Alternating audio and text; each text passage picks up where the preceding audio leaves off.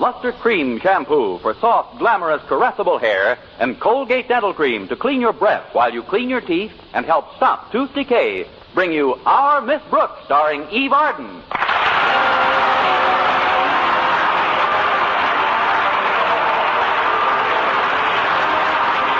now another comedy episode of Our Miss Brooks, written and directed by Al Lewis.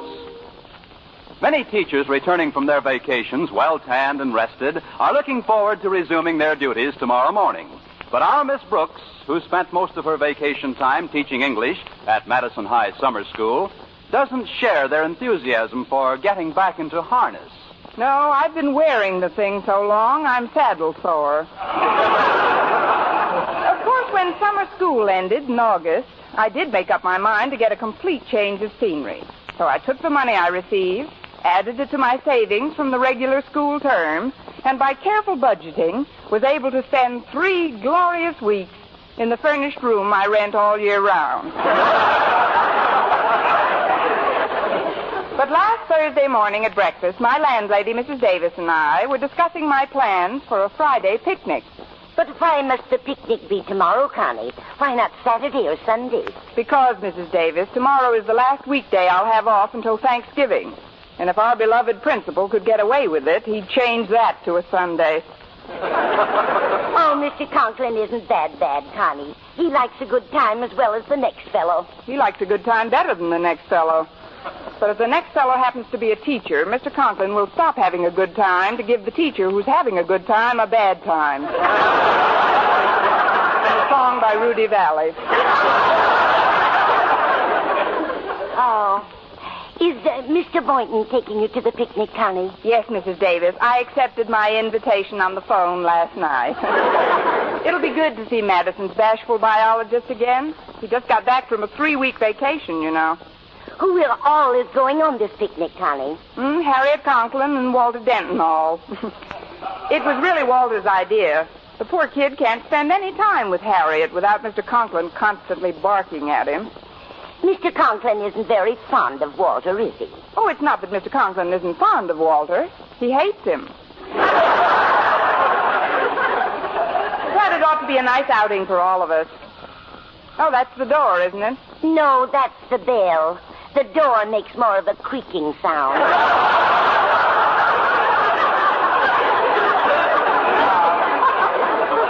Well, I'll answer it. I need the exercise. If you want me, I'll be in the backyard, Connie. I've got to prune the fig tree.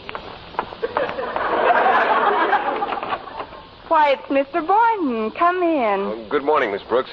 I brought this basket over for the picnic tomorrow. Do you think it's big enough for us? I don't know, but it might be fun trying it on. Oh, you mean for sandwiches? Well, it seems sort of small, but the basket can wait. I want to know all about your vacation. Where you went, what you did. Well, I just went up to Eagle Springs, had a beautiful cabin, did a little fishing, played some golf and tennis. I did a little rowing, too, and at night they had a campfire where we broiled or barbecued steaks, and after that there was usually a movie or some entertainment at the casino. Well, that's all there was to it. You should have asked for your money back. Did you do any dancing at the casino, Mr. Boynton? Dancing? Yes, I did dance a little. With whom? Oh. I didn't dance with anyone, just by myself. You know, I'd get off in a...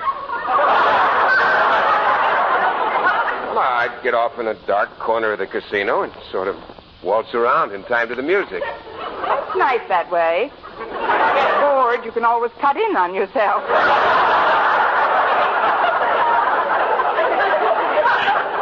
Tell me, how was your trip back to town? Oh, very pleasant, although the train was quite crowded. Guess who came into town on the same train with me? Who? I'll take a guess. Edgar Bergen and Charlie McCarthy. No. Charlie McCarthy alone. No, Miss Brooks. No, it was Wallace T. Hewitt. It was? Yes, ma'am. Wallace T. Hewitt himself? That's right. Gosh. Who's Wallace T. Hewitt?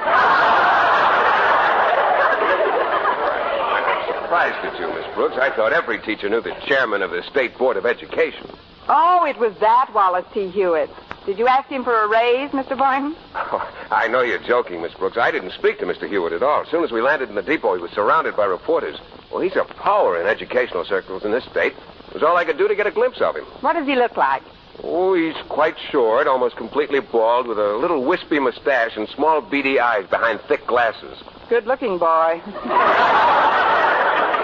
And although he's very stout, he moves along rather briskly, like a penguin. I wonder what he's doing in town. Maybe he's shopping around for a new tuxedo. But let's not talk about the Board of Education, Mr. Boynton. Time enough for that when school opens next Monday. You're right, Miss Brooks. You haven't had a real vacation this summer. This picnic tomorrow ought to be... Oh, it's the phone. Excuse me, Mr. Boynton. Hello? Hello, Miss Brooks. This is Mr. Conklin. Oh, how are you, Mr. You'll have Conklin? to dispense with the amenities, Miss Brooks. I'm calling to inform you that Madison High School will open tomorrow morning at the usual time.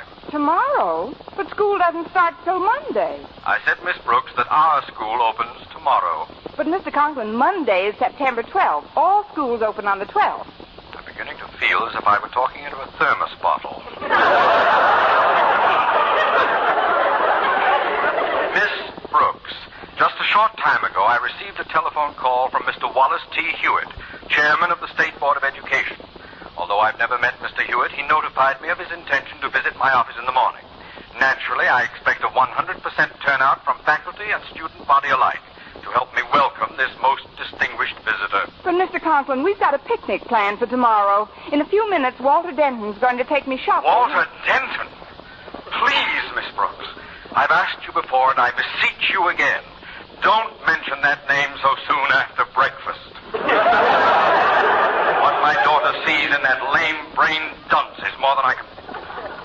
but there's no time for that now. Until tomorrow morning, Miss Brooks, it's au revoir.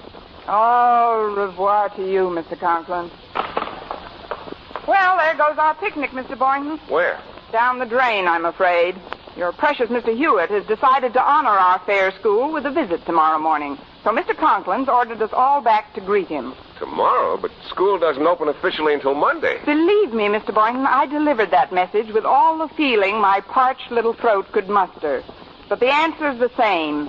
It's the Bastille at dawn.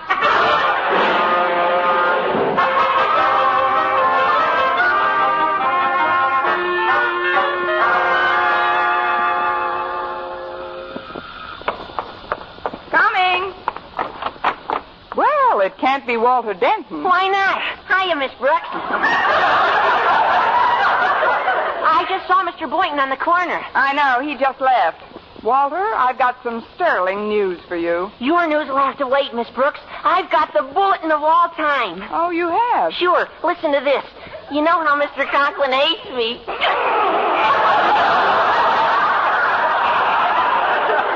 Well, I wouldn't call him a fan, Walter. Yeah, I know.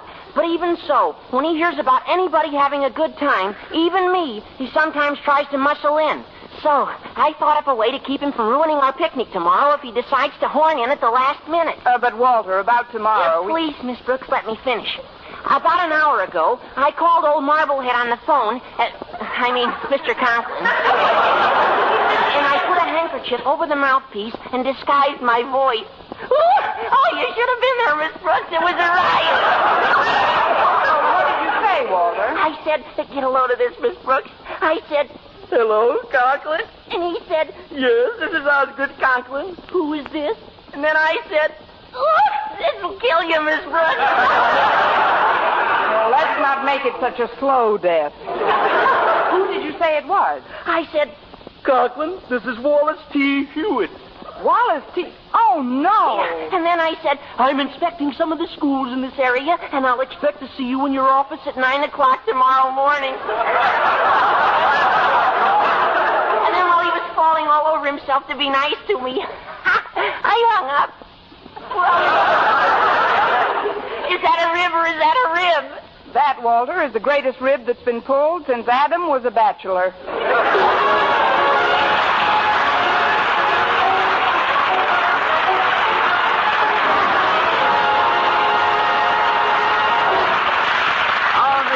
Starring Eve Arden will continue in just a moment, but first here is Vern Smith. Now, dental science reveals a startling discovery in the fight against tooth decay. Proof that always using Colgate dental cream right after eating helps stop tooth decay before it starts. Continuous research, hundreds of case histories, makes this the most important news in dental history. Eminent dental authorities supervised hundreds of college men and women for over a year.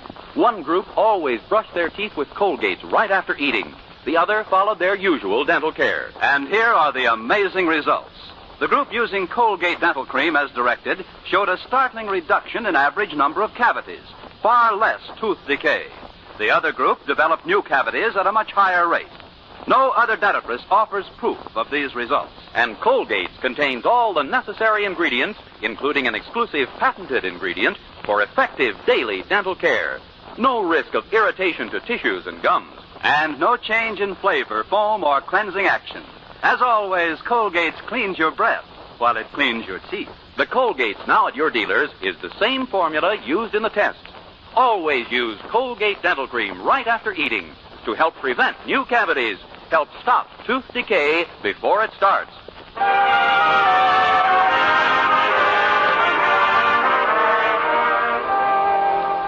Well, I spent most of Thursday night trying to figure how to keep Walter Denton from being expelled and still go on our picnic Friday, instead of waiting around school for a Mr. Hewitt who would never arrive.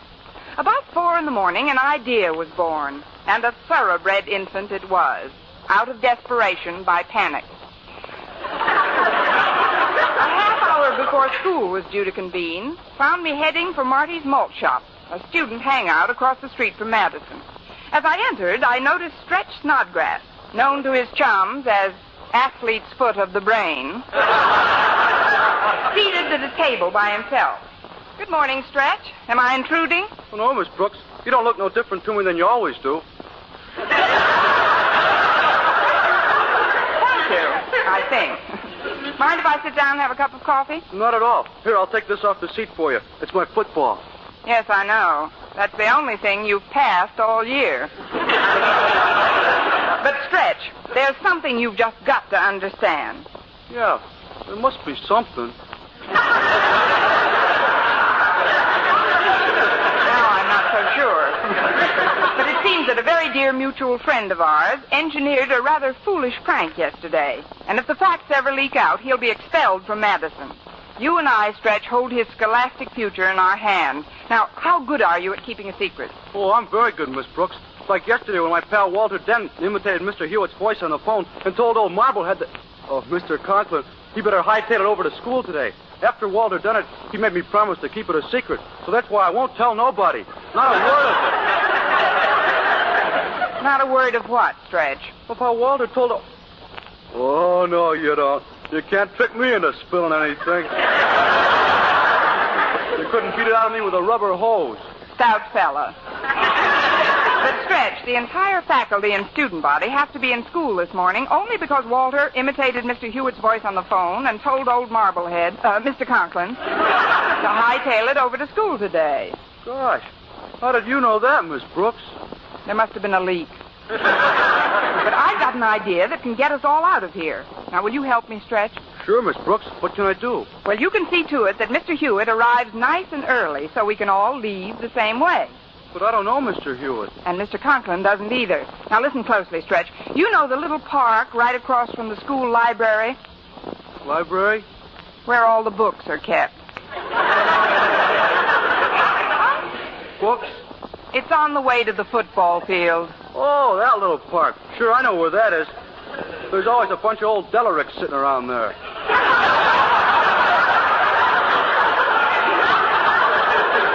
Old what?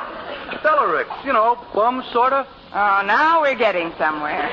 Stretch, I want you to get one of those men and bring him to me. But be sure you get a fat one with glasses who has a little mustache. Mr. Conklin might have seen a picture of Mr. Hewitt somewhere. Well, that shouldn't be too tough. A lot of them look like that. But, Miss Brooks, supposing he don't want to come? He's got to come. Tell him he'll be helping a human being in distress. Tell him anything, but bring him directly to me. Well, I don't get him, Miss Brooks. Why should Quiet, Stretch. Harriet Conklin's coming over. Now, whatever you do, don't mention a word of this. Good morning, Miss Brooks. Well, shut Stretch's mouth if it isn't Harriet Conklin. How are you, Harriet? Oh, I feel wonderful, Miss Brooks. Hiya, Stretch. What do you know? You couldn't beat it out of me with a rubber hose. What's wrong with Stretch, Miss Brooks? He ain't talking. Now, Stretch, You'd better go over to the park and do what I told you. I'll explain to Harriet and get her oath of allegiance on our way over to school. All right, Miss Brooks. Remember now, get a small, chubby one with glasses. I'll remember. See you later, Harriet. What's this all about, Miss Brooks? What did you send Stretch after? A penguin, Harriet. With glasses? Why not? A penguin's entitled to see where he's going, isn't he?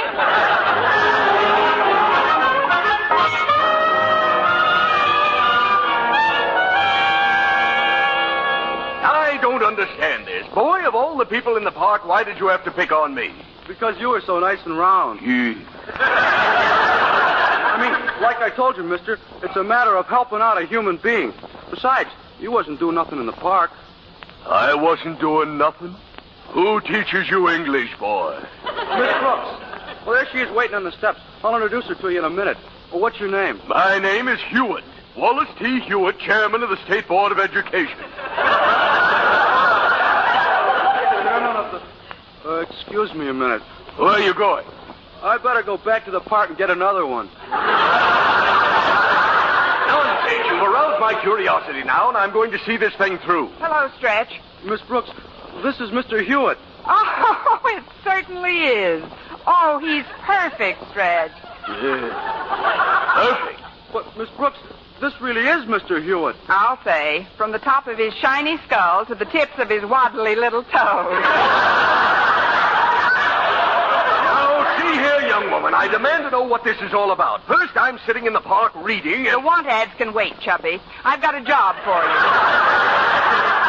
Ah, for me? It'll only take a few minutes, and I'll see that you get $1 for your trouble. $1? Kid is really anxious. We could probably have swung it for a quarter. Now, listen carefully, Hewitt. I'll be calling you by that name from here in, so we might as well get used to it. All you've got to do is convince Mr. Conklin, our principal, that you're Mr. Hewitt, chairman of the State Board of Education. I see. Do you think my card might help to convince him? I've got some in my wallet here. There we are. The cards are right in this little compartment. See where my name is printed in gold letters? Wallace T. Hewitt. Quick, Stretch, call the cop. This bum has just murdered Mr. Hewitt. Now, look here, young woman. This has gone far enough. Fortunately, I'm just proud enough of my position to carry with me a newspaper photo which appeared last month. Here, look at it. Wallace T. Hewitt, chairman of the State Board of Education. Stretch, it's him. Sure, it's him. Of course it's him. And me. Oh, why, Mr. Hewitt, we knew it was you all the time. Well, you did, huh? But you said I waddled and that I murdered myself. Well, that was all part of the joke, Mr. Hewitt. You see, one of our teachers came back on the same train with you from Eagle Springs. You didn't see him, of course, but he couldn't help observing what a jovial, good-natured, jolly sort of person you are. Well, I do have quite a good sense of humor about some things. But another explanation seems in order, Miss Brooks. Why are so many students roaming about the campus? School doesn't start until next Monday. Well, that's because our principal, Mr. Conklin, wanted us to get a head start. Really? Well, that is unusual. I'd like to meet Mr. Conklin while I'm here. Oh, no, you wouldn't. He's not in on the rib. Huh? I mean, that is, with such a distinguished visitor, I'd like to tell him you're here first. You know, give him a chance to run a comb through his tie and fix the knot in his hair. But, my dear Miss Brooks... Oh, please, Mr. Hewitt, take a little stroll around the grounds, and I'll meet you at Mr. Conklin's office in a few minutes. Well, if it'll make you feel more comfortable to announce me. But how will I find Mr. Conklin's office? You can't miss it. When you come back to the main building, you'll see a door with a gray-haired English teacher in a straitjacket in front of it. Just push me aside and walk right in.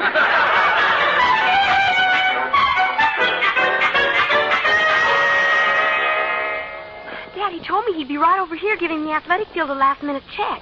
Have you seen him, Walter? No, Harriet, but he might be in the gym. Gosh, I'm nervous as a kitten. If your dad finds out we're hiring a hobo to impersonate Mr. Hewitt, we'll be boiled in oil. Oh, he won't find out. We'll just have to be real cagey about it. I wonder where Daddy could be. I'm right here behind the handball court, my dear. Mr. Conklin! So I'm to be duped, am I? By an impersonator, eh? A hobo, eh? Well.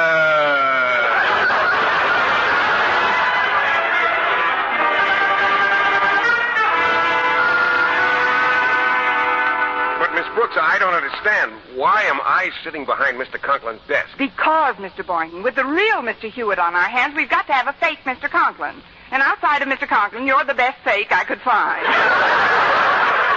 But he might come back to his office. Well, we've just got to take that chance. If Mr. Hewitt talks to Mr. Conklin and the truth about that phone call comes out, Walter Denton will be expelled. Oh, gee, I wouldn't want that to happen. Well, then we've got to see this thing through. Mr. Hewitt should be finishing his tour of the... Come in.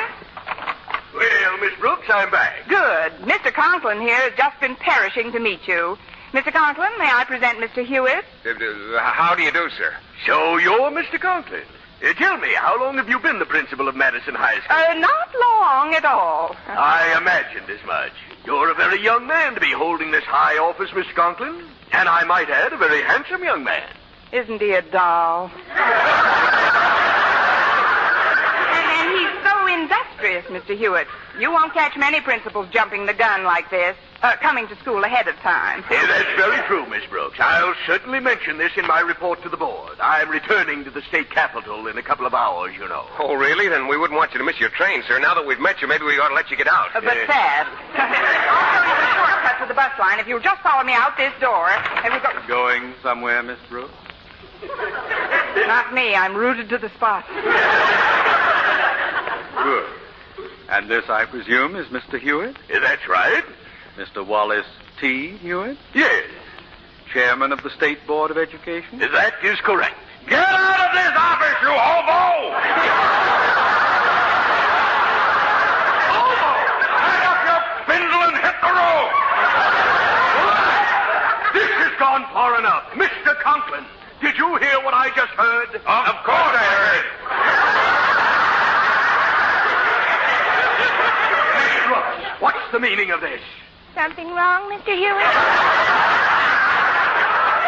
Wrong. This hobo just called me a hobo.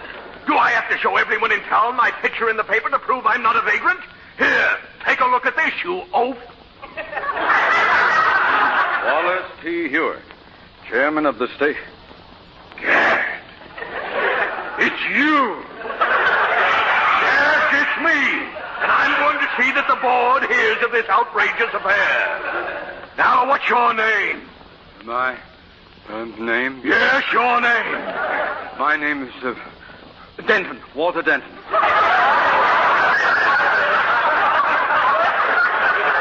I presume you're a member of the Madison High faculty? Faculty? No, sir, I'm a student here.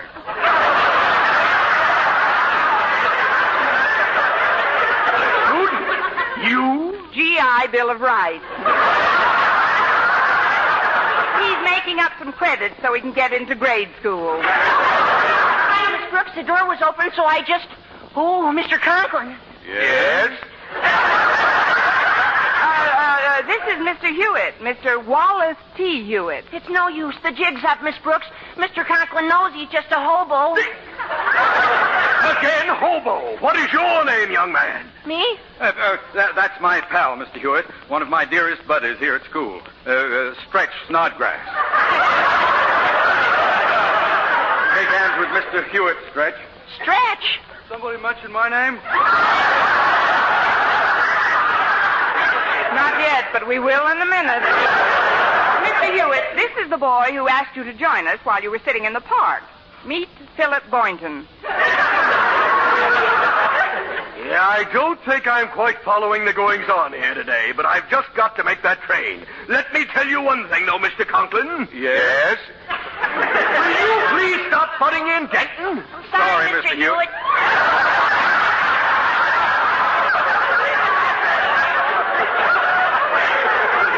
They've been with the Glee Club too long. I just want you to know that in spite of my sense of humor, I consider this incident a grievous insult to a man in my position, and I'm going to take action immediately. But, Mr. Hewitt, what action are you going to take? I'm going to see to it that a certain Walter Denton is expelled from this school. Expelled? Expelled? Expelled? Boy, I'm glad I'm not in their shoes. Young woman, as the instigator of this degrading practical joke, you shall be as severely penalized as the state board permits, and I shall take great pleasure in recommending your immediate suspension without pay. Now, Miss Brooks, what do you say to that? Well, Miss Brooks, Miss Brooks? Who's Miss Brooks? What?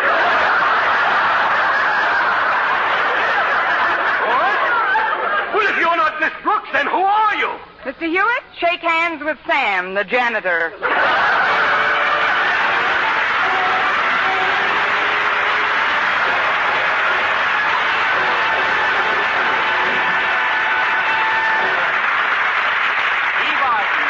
Miss Brooks returns in just a moment, but first... Dream girl, beautiful luster cream girl. Tonight, yes, tonight, show him how much lovelier your hair can look after a Luster Cream shampoo. Luster Cream, world's finest shampoo. No other shampoo in the world gives Kay Dumit's magic blend of secret ingredients plus gentle lanolin. Not a soap, not a liquid. Luster Cream shampoo leaves hair 3 ways lovelier.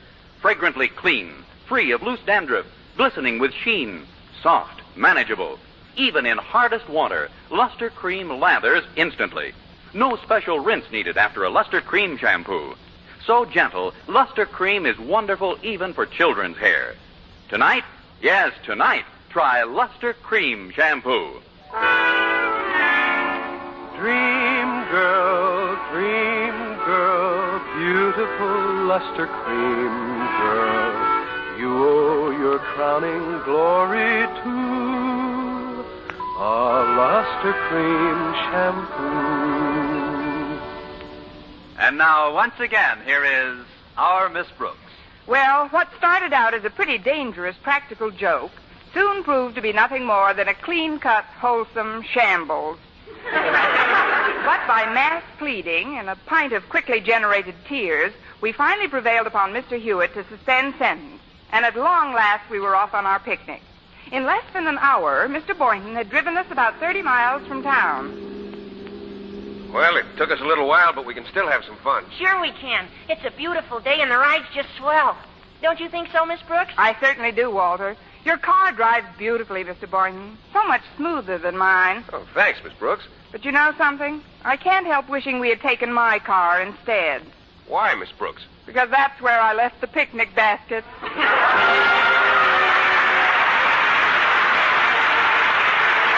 week, tune into another Our Miss Brooks show brought to you by Luster Cream Shampoo for soft, glamorous, caressable hair and Colgate Dental Cream to clean your breath while you clean your teeth and help stop tooth decay. Our Miss Brooks, starring Eve Arden, is produced by Larry Burns, written and directed by Al Lewis, with music by Wilbur Hatch.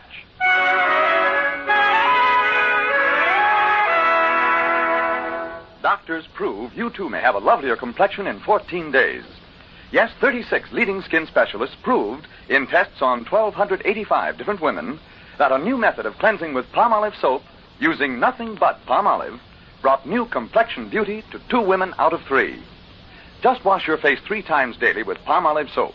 Each time for 60 seconds, massaging palm olive's beauty lather onto your skin. Then rinse. So start your palm olive facials today. See what palm olive soap can do for your complexion in just 14 days. Here is an urgent message from the National Foundation for Infantile Paralysis. March of Dimes funds for the care of polio victims will be used up by September 30th, 19 days from now. It will take over $14 million to continue this care. So don't abandon America's children. Send your dimes and dollars to polio, care of your local post office now. For mystery liberally sprinkled with laughs, listen to Mr. and Mrs. North, the exciting, fun-packed adventures of an amateur detective and his beautiful wife. Tune in Tuesday evening over most of these same stations. And be with us again next week at this same time for another comedy episode of Our Miss Brooks. Bob Lamont speaking. This is CBS, the Columbia Broadcasting System.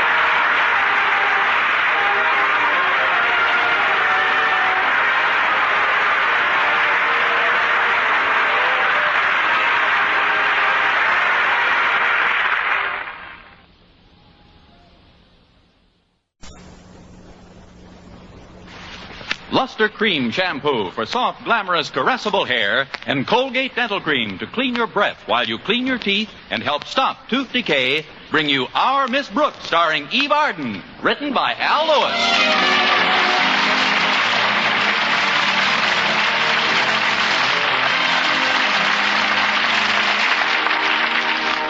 nation's schools threw open their doors last Monday, and in spite of a difficult first week, our Miss Brooks, who teaches English at Madison High School, was determined not to let the rigors of the impending semester dim her enthusiasm for her chosen career. Well, she was talking about it early Friday morning in the room she rents from Mrs. Davis. Sure, it's difficult being a teacher, but lots of other occupations are difficult, too.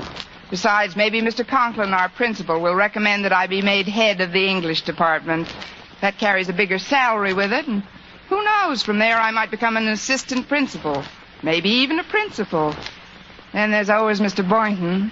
He's been pretty shy for a biology teacher, but I'm sure he'll warm up a little this term. I'll bet he'll just insist on spending more and more time with me on weekends as well as school days. Why, this year he might even propose. Okay. Darned alarm clock. I wish you'd waited for another minute. I was about to discover oil in my inkwell.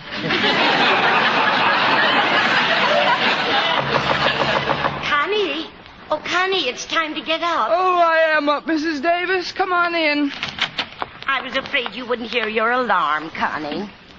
Now I'll get breakfast started, and, before I forget, Mr. Conklin called while you were still asleep. He said to tell you to stop at his office before you go to your first class. That's what we all need, something to look forward to. It's probably about his new cheerleading idea. Cheerleading idea? Yes, he doesn't think there's enough enthusiasm for our football team. Tomorrow's the first game, and he wants the team to feel that we're all behind them. I see. How did the Madison team wind up last year, Connie? They had an undefeated season, Mrs. Davis. They did? That's right. They didn't defeat a single team. That's why Mr. Conklin's got this wild scheme to make a member of the faculty act as cheerleader. A member of the faculty leading cheers? Exactly. He doesn't feel that the student yell leaders are generating enough steam. But whom do you think he'll select for the job, Connie? Well, it's a lot of hard work with no extra pay. I seem like a natural for it. Oh, but Connie, why should Mr. Conklin pick you for a job like that? Because Mr. Conklin is one of my most ardent boosters. He's right behind me every minute.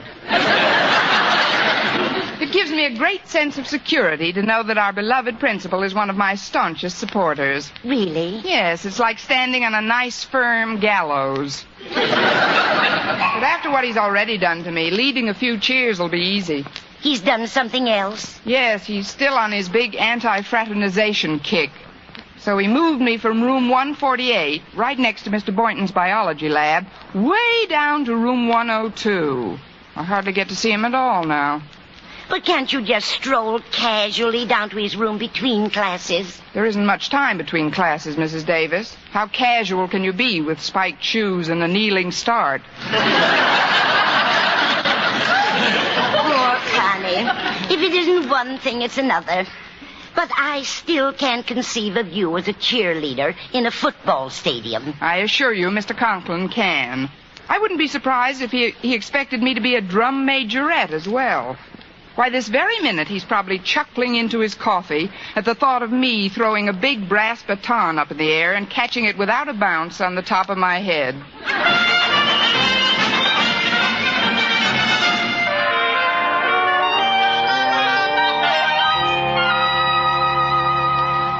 Now, this coffee's very good, Harriet. Yeah, I can just see her now, catching that big stick right on top of her head.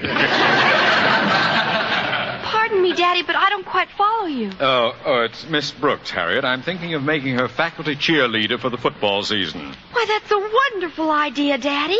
The kids are crazy about Miss Brooks. Yes, the kids are crazy.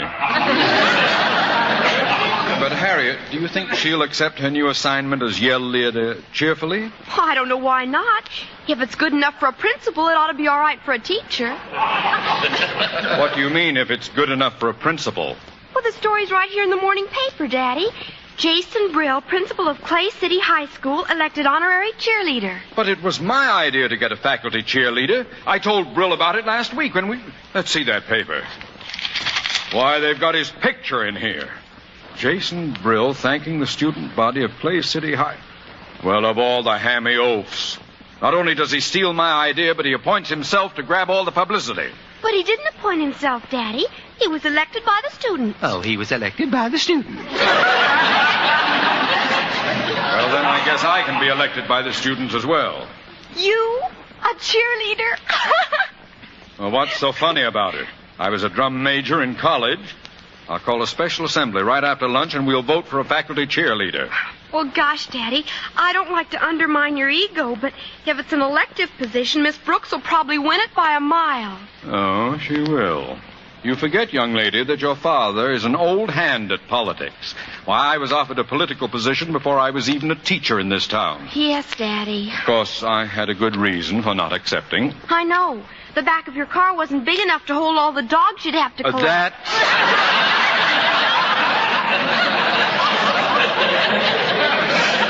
That's not the position. I wish your mother would stop blabbing that story around. Now, clear off the dishes and let's get to school. Okay, Daddy. Maybe I'll get a chance to rub noses with my dream pie before school starts. He's driving Miss Brooks down this morning. Your dream pie? Walter Denton. Please, Harriet. Not at the breakfast table.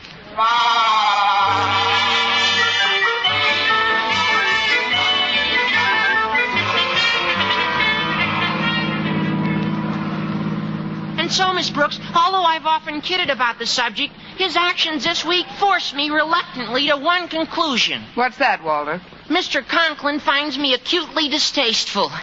That's why he put me, my best pal, Stretch Snodgrass, and my best girl, Harriet Conklin, all in different classes. I just don't see how a man can be so cruel to his own flesh and blood. Harriet? Certainly. Why, do you realize what he's denying, that poor girl? Me. She'll just have to be brave, I guess. And look what he did to you. Moved you all the way down to room 102. Now, that's about as far away as you can get from Mr. Boynton's lab. Why, it must be 200 yards. 204 and 9 inches. But maybe absence will make the heart grow fonder. He did ask me out last Wednesday night. Mr. Boynton asked you for a date in the middle of the week? He certainly did. Invited me to a drive-in movie in his neighborhood. Well, that sounds cozy. It could have been cozier. He felt it would keep him up too late if he drove me home, so he suggested that I bring my car along, too. Oh, gee, once you got into the place, you snuggled up real close, didn't you? It's a little difficult, Walter, to snuggle up to somebody with a new Hudson in between. Now, but let's get back to your problem, Walter. I'm sorry to hear you're not happy in your present classes. I'm miserable, Miss Brooks. You see, it isn't just being separated from Harriet that hurts. It's Stretch Snodgrass, too. You know how close Stretch and I are. After all, you taught the both of us English last term. You were both in my class last term, if that's what you mean. Your friend Stretch is the only pupil I've ever met who garnered out of a possible 100% a final mark of 9. Even your sparkling 27 looked good by comparison. Well, he may not be overburdened with brains, but he's got a great sense of loyalty, Miss Brooks. Gosh, if we're kept apart all term, it'll break Stretch's heart. And mine, too. Maybe you can get us transferred back to your class. Please, Miss Brooks, please. You gotta help us. Tell me you'll help us. Now, take it easy, Walter. You can rest assured I'll do everything in my power to arrange a transfer for you. Gee, thanks, Miss Brooks. After all, I want you, as well as Stretch, to look back upon your career at Madison High School as the happiest 12 years of your life.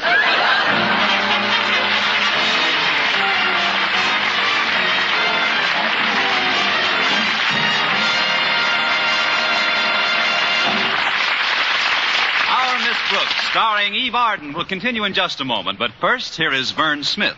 Now, dental science reveals a startling discovery in the fight against tooth decay. Proof that always using Colgate dental cream right after eating helps stop tooth decay before it starts. Continuous research, hundreds of case histories, makes this the most important news in dental history. Eminent dental authorities supervised hundreds of college men and women for over a year. One group always brushed their teeth with Colgates right after eating.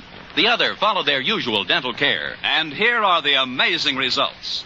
The group using Colgate Dental Cream as directed showed a startling reduction in average number of cavities, far less tooth decay. The other group developed new cavities at a much higher rate.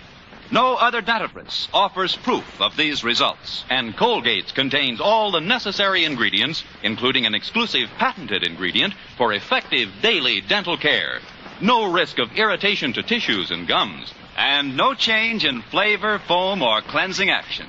As always, Colgate's cleans your breath while it cleans your teeth. The Colgate's now at your dealers is the same formula used in the test. Always use Colgate Dental Cream right after eating to help prevent new cavities, help stop tooth decay before it starts.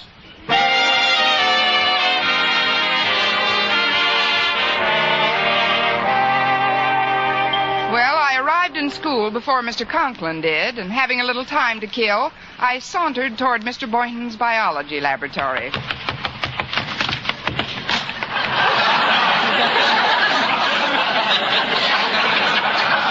Miss Brooks. Oh, morning, Mr. Boynton. Just happened to be in the neighborhood, so I thought I'd drop in. Well, sit down, catch your breath. Yeah, thanks. I was just feeding my pet frog. You remember McDougal. Oh, of course. Hi, Mac. We haven't seen very much of you since Mr. Conklin changed your room. I know. Do you miss me? One down and one to go. How about you, Mr. Boynton? Do you miss me? Well, gosh, If you're bashful, just say,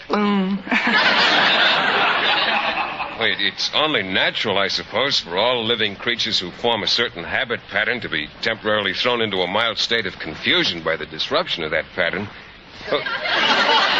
That is to say, any warm-blooded mammal who has formed some sort of an attachment for another warm-blooded mammal would become quite lonesome if that warm-blooded mammal were to be removed.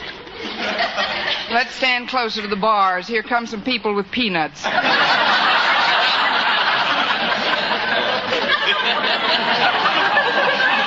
What I'm trying to say, I suppose, is that both Mac and myself have missed you a little between class visits. And by the same token, I suppose it's logical to assume you've missed seeing us. You can say that again. Thanks, Mac. I'll put him back in his cage now. Here you go, boy. You've had plenty of exercise for one morning. There we are. See you later, Mac. Well, Miss Brooks, what do you think the coming term's going to be like? If Mr. Conklin keeps on like he started, it should be a dilly. Did you know that he took Stretch Snodgrass, Walter Denton, and his daughter Harriet out of my room and put them each in a different English class? Oh, yes, I know. Harriet's in Miss Enright's class now. She's got your old room right next door. Too bad about the kids. But... Miss Enright has the room next door? Yes, she drops in quite often to say hello to Mac. To Mac, huh? Yes. Always said she's been interested in frog life. Frog life, huh? She and Mac are crazy about each other. Believe me, they're mated. Miss Enright's quite fond of you, Miss Brooks. In fact, just the other day she was telling me how sorry she was that you had to work here in summer school while she was getting brown as a berry on a vacation. She paid you quite a nice compliment, too. That I'd like to hear. All right. She said that you were the only person she knew who could look so alive without any vestige of color in her face. Oh, that kid has got to go. I had no idea when I was given room 102 that she was May going... I come in, Mr. Boynton? Oh, it's Miss Enright. Of course. You know Miss Brooks. Oh, certainly. Hello, dear Miss Brooks. Hi. You seem to have a little more color than usual. What happened? Cut yourself? Just a minute, Miss And your Enright. hair looks simply lovely this morning. Did you make it yourself? Everything but the bun in the back. I had that done in the hamburger stand on the corner. I'd ask you to sit down, Miss Enright, but there aren't any chairs between these lab tables. Oh, Miss Enright doesn't need a chair. Come sit over here by me, dear. I'll light up this Bunsen burner for you. Of course, if you were just leaving anyhow, Oh, I don't no, want to... not just yet, Miss Brooks. Mr. Boynton, I dropped in to give you a little present. Oh? Something you can wear at the football game tomorrow. Here, let me take it out of the box. There. Oh, gosh, an orange-colored turtleneck sweater. Isn't it divine? Looks like a hot water bottle with sleeves. Oh, it's beautiful, and it was very nice of you to knit it for me, Miss Enright. Oh, I didn't knit it, Mr. Boynton. This is part of a matched set I bought at Sherry's department store. I have one exactly like it for myself. Oh, if you bought it, Miss Enright, I'm afraid I won't be able to accept it. It's against my principles to take anything I don't pay for. Oh, please, Mr. Boynton. Just consider it a premature Christmas present.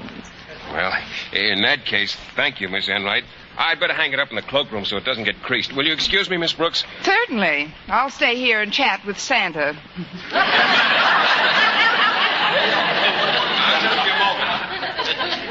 Well, Miss Brooks, I hear you may be our new faculty cheerleader. And I'd like to tell you I think it's a remarkable achievement. What's so remarkable about it? Well, the fact that you dare to indulge in such strenuous pursuits at your age. I mean, is cheerleading really quite safe for you, darling? Don't worry about me, Miss Enright. If Rudy Valley can still lift a megaphone, I can. But I must say that sweater you gave Mr. Boynton was a very nice method of vacuuming an invitation to the game out of him. Oh, you make it sound like a plot, darling. Don't you know that I never indulge in intrigue? Subterfuge is for those who need it. No, my dear. My hands are clean. They should be, considering all the time you must spend licking your paws.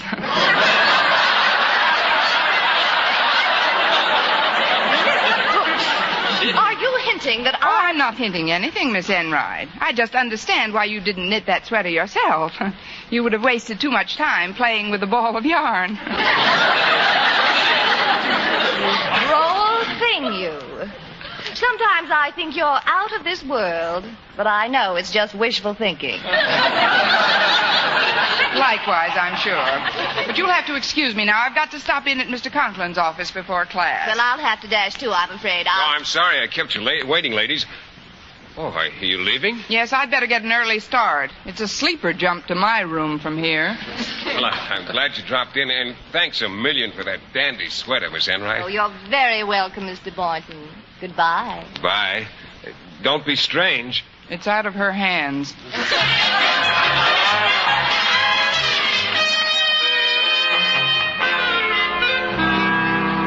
So you see, Mr. Conklin, Harriet, Walter, and Stretch would like to be transferred to the same English class. But why, Miss Brooks? Because they've all been together for several terms now, and the kids miss each other. You see, they're friends, and friendship is a very important thing to young people. Why? Because it is. They derive a certain... Look, Mr. Conklin, have you ever had a friend? A good question, Miss Brooks. And much as it may surprise you, the answer is in the affirmative. When I was a rather small boy, I was quite friendly with my mother. Now then, I'd like to change the subject. But, Mr. Conklin, Miss it's Brooks, a very... I see no reason whatsoever for transferring my daughter Harriet into the same class with a dunce like Walter Denton. But what about Stretch Snodgrass? That's different. Now you're talking about the mind of the century. I mean, supposing you put Walter and Stretch together. What, and create a half-wit?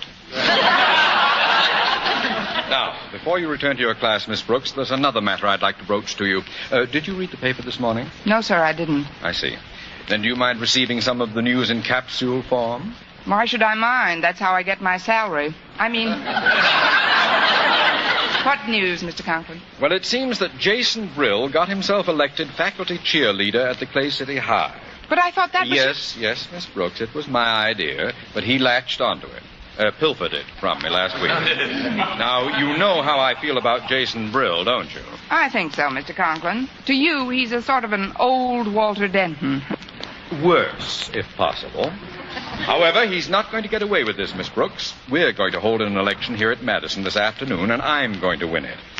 I guess I'll rate as much newspaper space as that old Billy Goat any day. Pardon me, Mr. Conklin, but who's going to vote in this election? Why, the undergraduate body, of course. I see. Well, then the outcome may not be as easy to foretell as you think. You see, Mr. Conklin, whereas on the one hand, the students love, admire, and respect you... Yes? Now, what did I do with that other hand? I am well aware of the mercurial nature of the student body's likes and dislikes, Miss Brooks. However, if I were nominated by someone in whom they have always had faith, someone who could swing all her votes my way, I'd be assured of victory. Someone like who? It's whom, Miss Brooks. You don't have to tell me whom. It's meme. But, Mr. Conklin, if I'm nominated in good faith, would it be ethical to nominate you? This is politics, Miss Brooks. There's always room for compromise. If you agree to nominate me, for example, I might see things your way on one of your pet projects. Specifically, those transfers you were concerned about a minute ago. You mean you'd transfer the kids back to my class? Now we're interested, aren't we? Of course, if I did add those pupils to your class, I'd have to move you to a larger room. Say back to 148, next to the biology lab.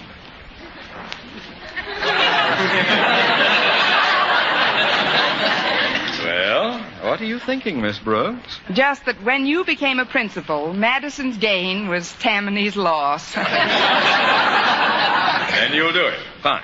Now, I think it best that you keep the entire matter a secret until you actually place my name in nomination at the assembly this afternoon. That way, coming just before the voting, the impact will be the greatest. I'll have the nominating speech all ready for you by lunchtime.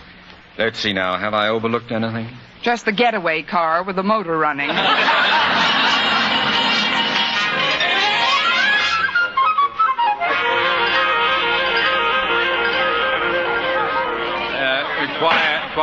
Quiet, please. Quiet. And now we shall have a few words from your latest nominee, a woman whose opinions we all value so highly, our Miss Brooks. Now remember, my dear, read the speech I gave you in a nice, clear voice and make the finish as impressive as possible. I will, Mr. Conklin. I may hang myself. Students of Madison High, it is indeed a rare occurrence when one candidate nominates another. It is only when a man has such stature that he towers above all competition that one is forced to do so. Moved to do so. Moved to do so. Here at Madison, we have such a candidate. A man whose unquestioned spirit is only equaled by his qualities of leadership. He has enthusiasm. Get up and go. And I wish I could.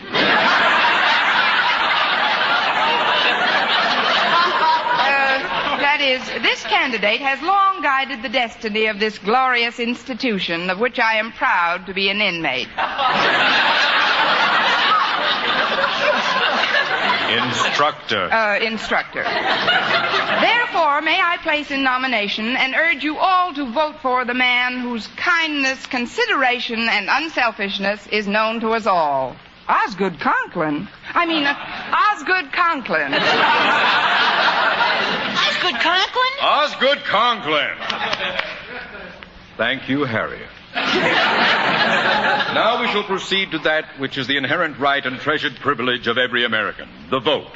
In order to speed things along, I've decided that we can dispense with the antiquated written ballot. Instead, each student will simply file up to the platform and tell me who he's voting for.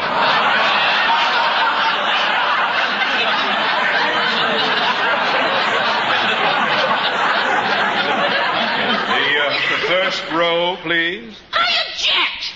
Down, Denton. I'm afraid I second the objection, sir. The sanctity of the secret ballot is something Please, that we Mr. Boynton. Mr. Conklin has a motive in wanting to expedite matters. He's merely trying to railroad himself through. Get the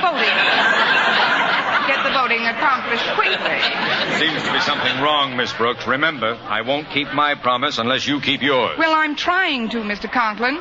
Students, listen to me, please.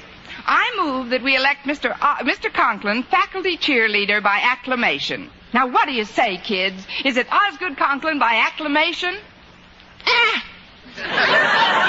Motion carried. Congratulations, Mr. Conklin. Thank you, Miss Brooks. Students, you may rest assured that this overwhelming vote of confidence is not misplaced. It may interest you to know that your new faculty cheerleader once threw a brass baton 50 feet into the air and caught it with one hand. Unfortunately, we have no such baton on the premises, or I'd be glad... Here's one right over here by the bandstand. Quiet, Denton. Hand that up here, Walter. Here you are, Mr. Conklin. A real drum major's baton. Yes. Go ahead, Daddy. Throw it up in the air the way you used to. Looks like you're on, Mr. Conklin. Oh, yeah. Let's see here. We twirl her around like this. Oh, I remember now. Then up she goes. Oh, that's a pretty good toss, if I say so myself. But I've lost sight of it. Where did the confounded thing disappear? Daddy, speak to me. All together now, gang. A skyrocket, 2 locomotives, and a Band-Aid for Mr. Conklin.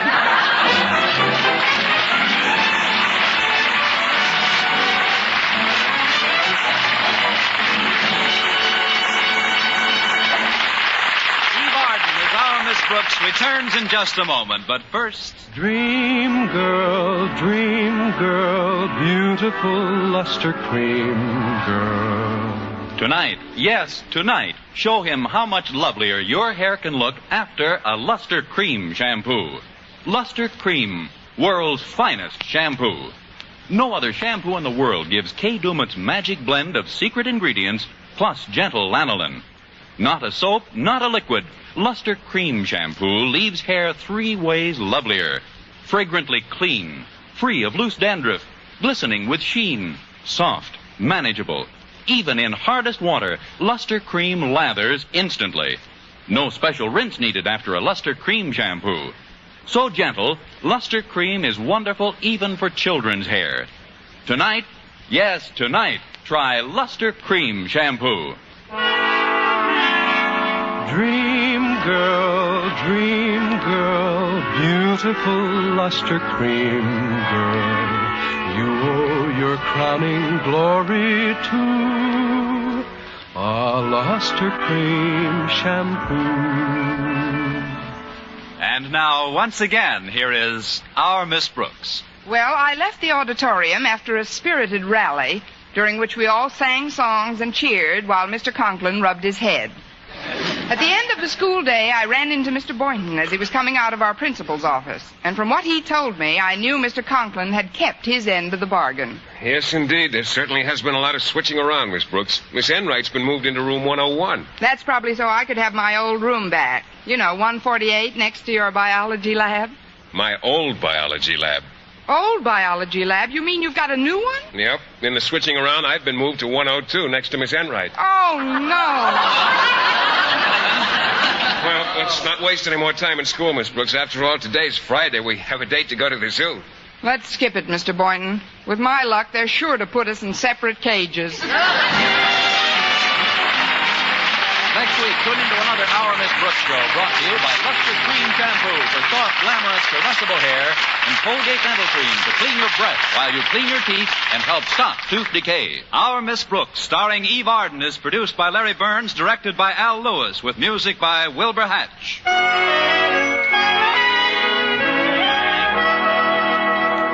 Doctors prove you too may have a lovelier complexion in 14 days.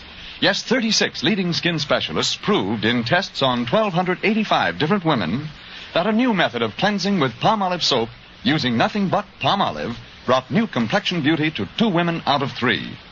Just wash your face 3 times daily with palm olive soap. Each time for 60 seconds, massaging palm olive's beauty lather onto your skin. Then rinse. So start your palm olive facials today. See what palm olive soap can do for your complexion in just 14 days. For mystery liberally sprinkled with laughs, listen to Mr. and Mrs. Smart, Tuesday evening over most of these same stations. And be with us again next week at the same time for another comedy episode of Our Miss Brooks. Bob Lamont speaking. This is CBS, the Columbia Broadcasting System.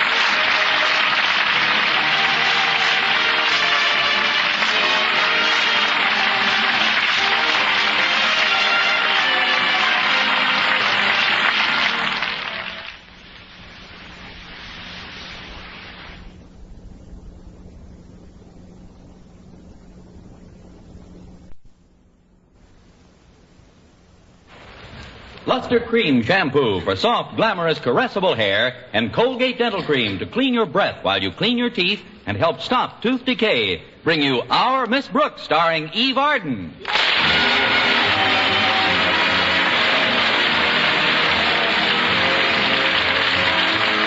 Yes, it's time once again for Eve Arden in another comedy episode of Our Miss Brooks, written by Al Lewis.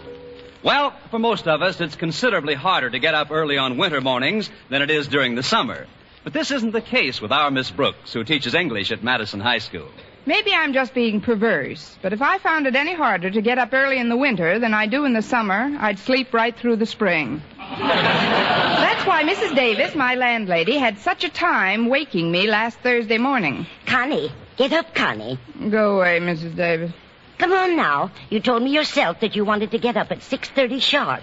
I was lying. I can't understand what makes you so difficult to wake up. Oh, it must be because of my dream. Your dream? Yes, I dreamt I was out very late last night. Oh. You did go out with Mr. Boynton last night, didn't you? I had dinner with the bashful one, yes. Was it an exciting evening, Connie? It was a rip snorter. When we got to the front door, Mr. Boynton apologized for keeping me out until the wee small hours. What time was it, Connie? 5 minutes of 10. Of course, by the time he got finished saying goodnight, the way he says it, it was considerably later. What time was it then? 4 minutes of 10. Well, I better take my shower and get dressed, Mrs. Davis. All right, Connie. Mr. Boynton isn't the most romantic fellow in the world, is he? So far, Cary Grant has nothing to worry about.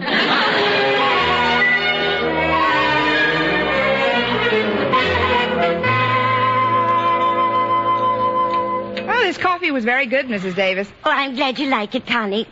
Do you know what I put into the coffee grounds to get that flavor? Don't tell me. I want another cup first. There we are. You want some? No, thanks.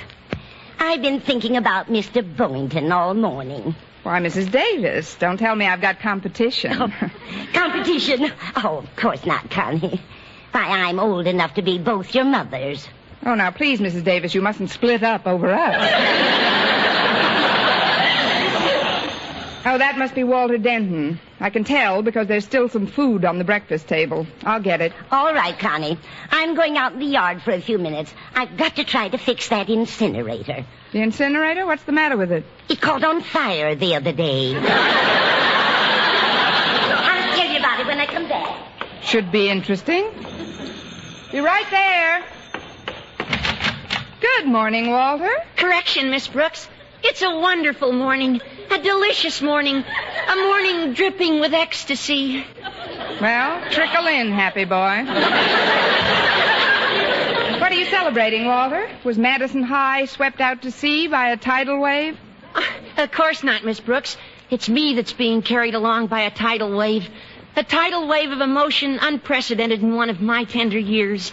It's as if I'd discovered a hidden wellspring in the core of my being. You'll find a blotter in the hall closet. Now, come on into the dinette. I was just finishing a cup of coffee. Oh, I'd be happy to join you in a bit of breakfast, Miss Brooks. Sit down, Walter. How about a glass of milk? A glass of milk and a few pieces of coffee cake will be fine, thanks. I'm glad you brought your beaming face over so early today. Maybe you can loan me a pint or two of ecstasy. What's it all about? Well, it's Harriet, Miss Brooks. I'm really in solid with her, and all because of a fortunate accident that happened yesterday afternoon. What kind of an accident? Well, yesterday after school, she was in the garage looking for her tennis racket, and her father's car was in the way. Now, you know how finicky old Marblehead is about the... Mr. Conklin is about his car. I know he doesn't let anyone drive it. Drive it? He doesn't let anybody come within 6 feet of it if he can help it. He even parks it himself in parking lots. Why, I've heard him boast that since the day he bought it, his car has been untouched by human hands. How does he get it lubricated? And if you say by grease monkeys, I'll take away that cake. Oh, no, he does it himself, Miss Brooks. So you can imagine how nervous Harriet got when she tried to back it up a few feet in the garage, and the wheels were turned too sharply, and bang! She put a neat dent in the fender. That's when I got the inspiration that will forever endear me to Harriet Conklin. What did you do, smuggle her out of the country? No, Miss Brooks. I decided to take the rap for what she'd done. Instead of obeying my normal, natural impulse to run like a crook, I decided to face Mr. Conklin and take the blame. But, Walter, Mr. Conklin isn't too fond of you as it is. I'll say he isn't. He can't stand the sight of me. But as I say, Miss Brooks, I was inspired. So I went around to the front of the house, I strode boldly up the porch steps, and faced Mr. Conklin's face to face. From the picture, let's face it. Sir, I said, you're not going to like this, but the fender of your car has just been dented, and it was I, Walter Denton, who did the denting.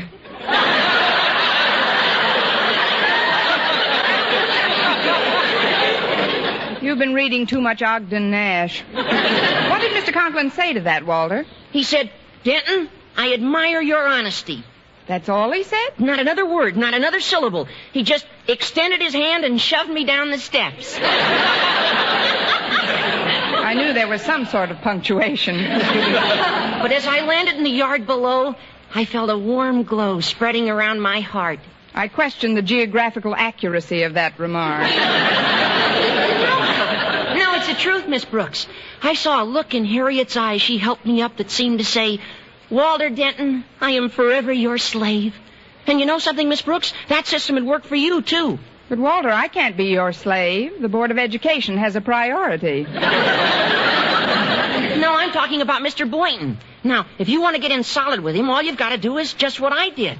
What, let Mr. Conklin shove me down the steps? No, Miss Brooks, take the rap for some jam that Mr. Boynton gets into. But Mr. Boynton doesn't get into any jams. How could I possibly take any raps for him? Maybe a jam could be arranged for Mr. Boynton. Mrs. Davis.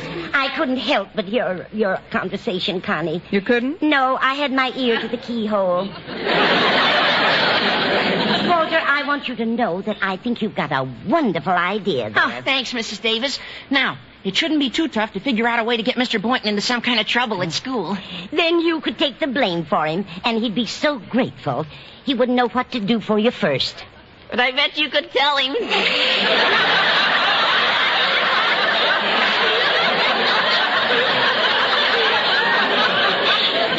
But that would be framing a perfectly innocent man. But it's for his own good, Connie. He's just too shy to realize that you two were meant for each other.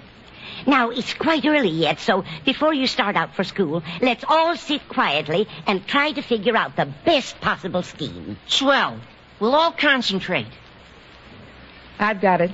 What is it? I'll borrow Mr. Boynton's cigarette lighter and leave it in the principal's office as evidence. His cigarette lighter? What good would that do? Oh, I forgot to tell you. First, I'd set fire to Mr. Conklin.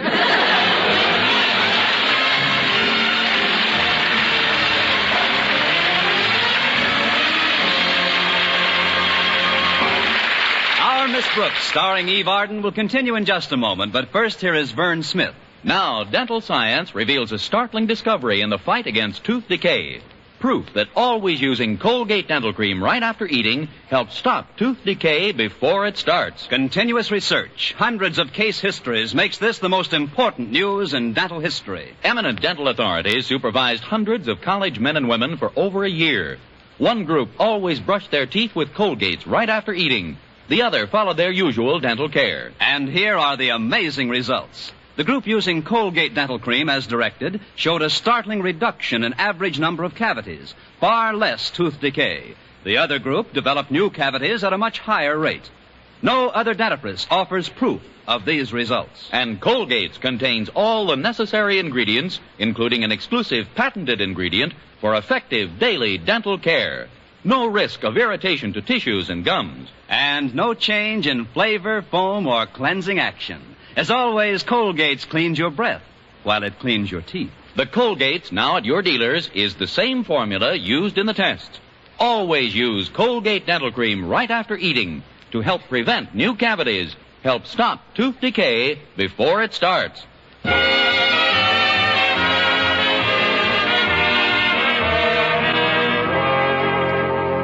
We arrived at school in plenty of time for me to try out the Walter Denton plan for obtaining the gratitude of the object of one's affections. Or as Walter so romantically put it, get him in the jam, take the rap, and you got him in your pocket. Anyway, I headed directly for Mr. Boynton's biology lab. And knowing that Mr. Conklin's disposition wouldn't be improved any by the dent in his fender, I glided very carefully past his office. But I guess I wasn't careful enough. Miss Brooks. Oops. Morning, Mr. Conklin. On our toes this morning, aren't we? Yes, we are. Especially you. It's just that I didn't want to disturb you, sir. Very considerate of you. Now, if you don't mind, Miss Brooks, you can put your shoes on and step into my office. There we are. Have a seat. Thank you, sir. As you know, Miss Brooks, I have high blood pressure. Yes, sir, I know. Sometimes when you get excited, your face gets so red it looks like a little... Never mind. Never mind the little word pictures, Miss Brooks. I know how I look when I get excited. What I wanted to tell you is that I saw you stepping out of Walter Denton's car this morning. Oh? I see you stepping out of Denton's car almost every morning when you come to school, and it rather fascinates me. What does? Well, you see, sometimes I park my car right in front of school, sometimes a few yards to the right of it, and sometimes halfway down the block. But do you know something, Miss Brooks? No matter where I park it, Denton always manages to pull up alongside of it so that when you get out of his car, you have to slide your body the entire length of my car, making nick after nick in the paint job. I'm terribly sorry, Mr. Conklin. I had no idea I was so abrasive. Well, it's not deliberate, I'm sure. But every third Sunday when I simonize my car, I find a little nick here, a little nick there, here a scratch, there a scrape. Everywhere a scrape. I mean, I can understand your being annoyed, Mr. Conklin, but... I'm glad. You see, Miss Brooks, to me a man's car is a most personal possession. As personal, you might say, as his toothbrush. Well, in the future, Mr. Conklin, you can rest assured that I'll make every effort not to bump into your toothbrush. Car. Thanks, Miss Brooks. Oh, before you go, there's one more thing. Yes? Make a little effort to avoid bumping into Mr. Boynton so often, too. You know how I stand on fraternization between faculty members. Mr. Boynton? And me? Why, just put it out of your mind, Mr. Conklin. That's a thing of the past. Oh, really? Of course. Why, if I were the only woman in the world and Mr. Boynton was the last man on earth... Yes, Miss Brooks? I'd like to leave a call for Tuesday.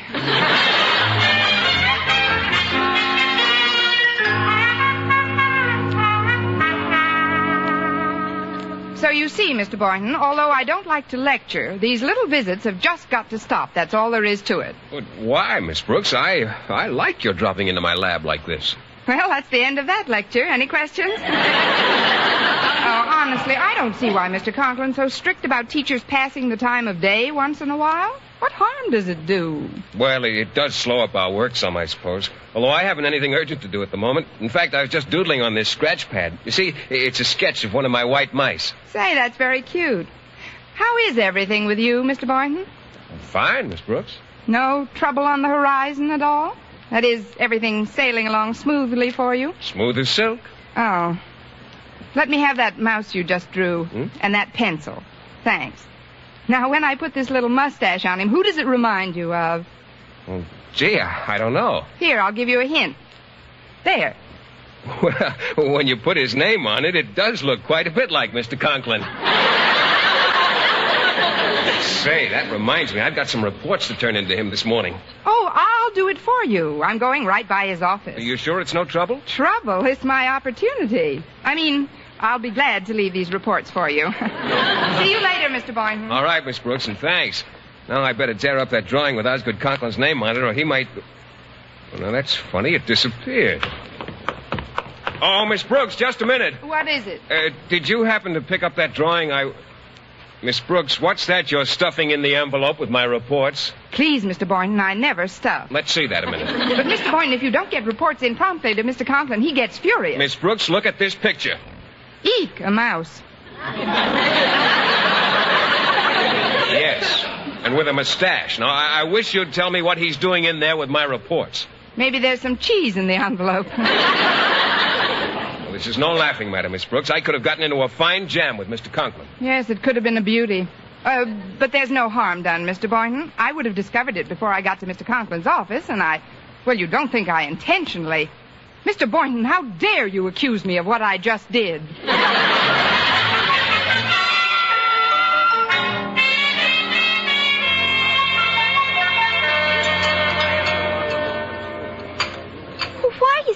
over here, Miss Brooks. I just saw Mr. Boynton at the other end of the cafeteria. Well, if you must know, Harriet, I'm staying away from Mr. Boynton because of your father. Oh, Daddy won't be up to the cafeteria today. He's been terribly upset since I dented his fender yesterday. Walter Denton took the blame for it, though. He's just an angel, Miss Brooks. Yes, I heard he flew down the steps beautifully. But ever since it happened, Daddy's been on a rampage. He's positive he's got an ulcer. Really? Can he afford one? I mean, I'm sorry to hear it. Daddy called the cafeteria a little while ago and had them prepare a special lunch for him to eat in his office. Plain broth and a whole boiled chicken. Walter's bringing the tray over from the steam table now. I promised Daddy I'd bring it right down to his office. Well, here we are, Harriet. This ought to stop the old lion from growling for his victuals. Oh, hiya, Miss Brooks. Hello, Walter. Thanks, Walter. I'll rush it right down to him. Oh, just a minute, Harriet. I was just thinking. I've got to go back to my room for a minute. Why don't you stay here and eat your own lunch and let me take the tray for you? Well, that's very nice of you, Miss Brooks. Oh, it's nothing at all, Harriet. Here, give me the tray, Walter. Are you sure you'll drop it right in Daddy's office? Nothing would give me greater pleasure. Walter, will you walk out of the cafeteria with me for a moment? Oh, sure, Miss Brooks. Excuse me, Harriet. Certainly, Walter, dear. See how nice she is to me?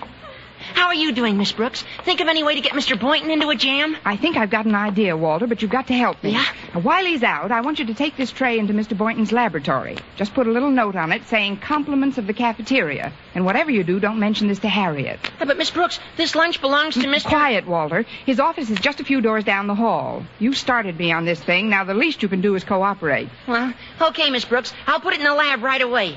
But I sure hope you know what you're doing. I sure hope you get your hope. Well, what is it?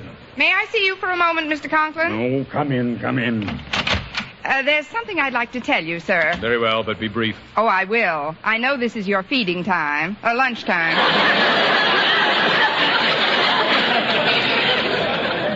It is past my lunchtime. The tray I ordered should have been here a half an hour ago. Well, that's what I came in to talk to you about. It might be some sort of a prank, and although I'm not the one to go in for informing, Mr. Prank? Conklin... Who took my lunch? I don't know, I'm sure. But I thought if you wanted me to, I could inspect some of the laboratories, classrooms, and see who the guilty party might be. A splendid suggestion, Miss Brooks. Only instead of you inspecting the classrooms, I'll do it myself. Yourself? Oh, but you're not a well man, Mr. Conklin. You can't leave this office now. Step aside, Miss Brooks.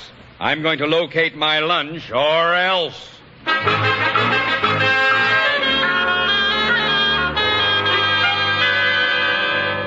I'm glad you got to class before any of the others, Walter. I'm in the spot. Yeah, but Miss Brooks... When I had you put that lunch tray in Mr. Boynton's lab, I wanted him to see it before I transferred it to my room and told Mr. Conklin that somebody had played a prank on me. Yeah, I know, Miss Brooks, But Mr. Conklin insisted on making the rounds himself, and now... Walter, isn't that the lunch tray on my desk? Yeah, that's what I've been trying to explain, Miss Brooks. Mr. Boynton already had lunch, so when he found it in the lab, he brought it down here to your room. He said he wanted to treat you. Oh, fine. Well, there's no time for any more schemes now. I'd better sneak his lunch into Mr. Conklin's office while he's out looking. Oh, there's something else I've got to explain, Miss Brooks. Although Mr. Boynton had his lunch and I knew you'd had yours, I didn't have mine. So rather than take a chance of getting caught in the hall with it, I ate it. Let's see it. Oh, there's nothing left but a skeleton. I've got to get rid of this tray immediately. Quick, Walter, open the window. I'll take these dishes and lower them out. Just a moment, Miss Brooks. What's that you're holding in your hand? For all practical purposes, my death warrant. You see, Mr. Conklin? Silence! I... Put it down on your desk, please. Thank you. So you wanted to hunt through the classrooms yourself, eh? A very clever red herring, Miss Brooks, but it just didn't work. I'll deal with you later, of course. But for now, I'll just take my lunch and... My lunch? What happened to it? This chicken is nothing but skin and bones. He's been working very hard lately. Please,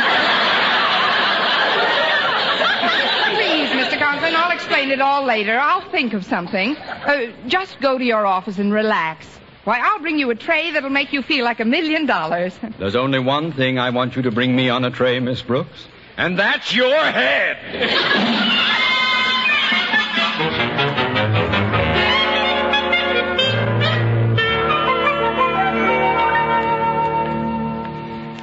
Oh, I'm certain certainly glad school's over, Mr. Boynton. I thought this day would never end. Oh, me too. Mr. Conklin was in a pretty bad mood, wasn't he? I can't understand it. He's got such a fine teaching staff. You'd think he'd be happy. Well, here's my car, Miss Brooks. If you haven't made any other plans, well, that is, I thought maybe if you didn't have a ride with some other, well, would you like me to? I'm already in, Mr. Boynton. Oh, fine. I'll get in. Now we'll just. Uh-oh. Well, I seem to be jammed in between two cars here. Oh, it is pretty tight. Bumper to bumper. Yeah. I'll just have to start my motor and push the car in front of me a bit.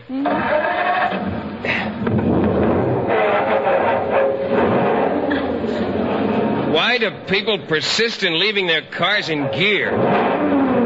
You've got enough room now, Mr. Boynton. You can stop pushing the car in front of you. I have stopped. That car's rolling by itself. Miss Brooks, what'll I do? Well, there's nothing you can do. Maybe it'll stop by itself.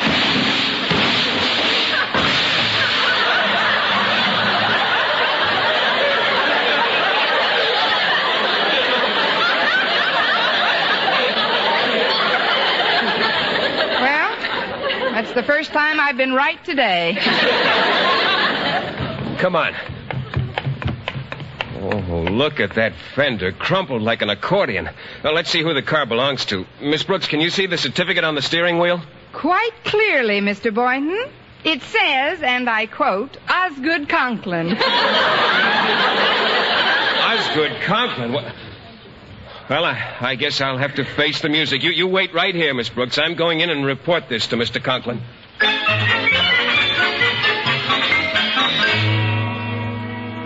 Well, that's a fine insurance company you're with, Gibbons. I'm sorry, Mr. Conklin, but our inspector looked at the fender this morning, and he says the dent can be hammered out for about $40.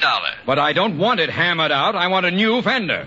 What am I paying insurance premiums for? Sorry, Mr. Conklin, a new fender would cost over $150, and the dent you have doesn't justify it. Since your policy is a $50 deductible, you'll have to stand the expense yourself.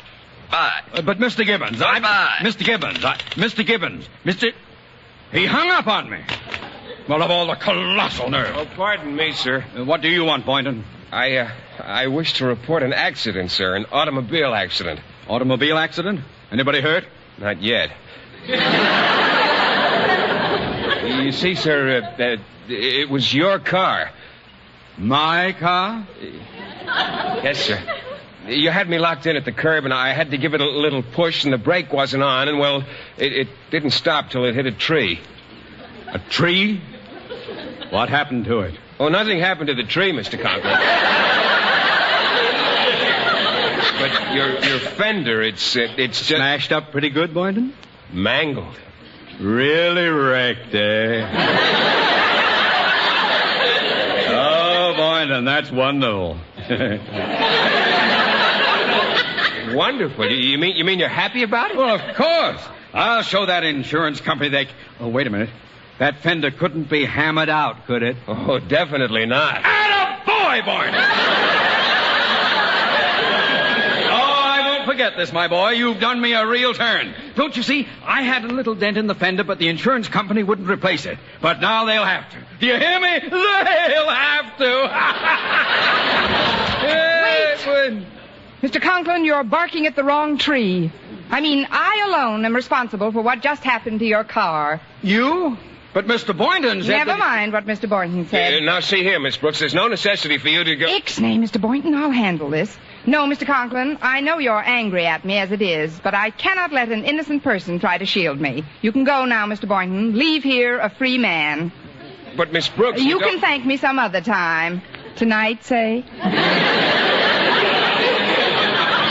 But I don't understand.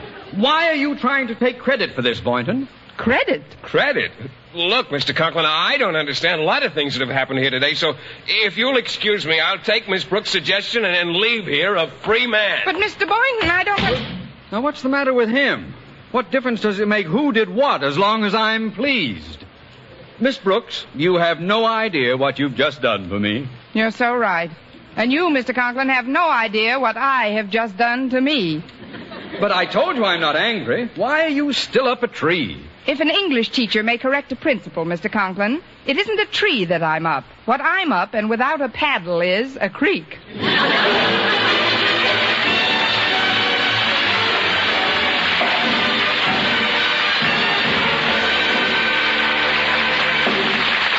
As our Miss Brooks returns in just a moment, but first...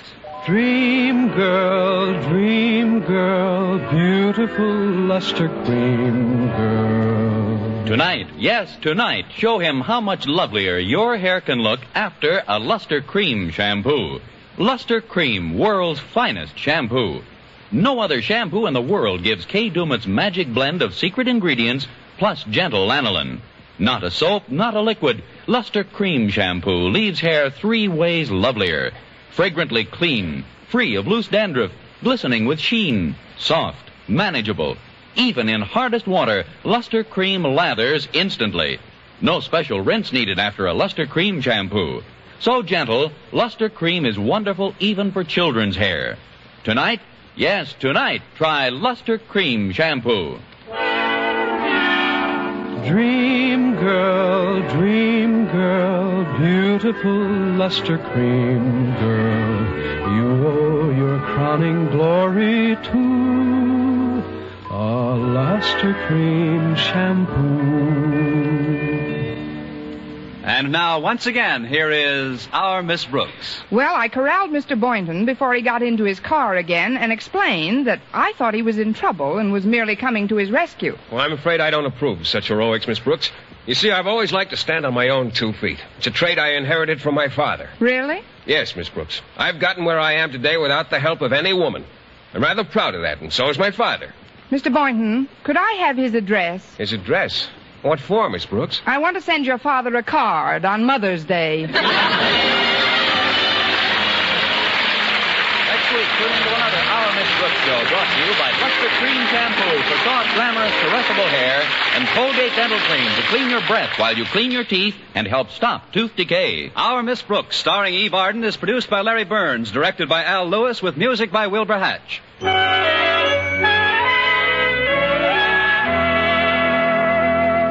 Doctors prove you too may have a lovelier complexion in 14 days.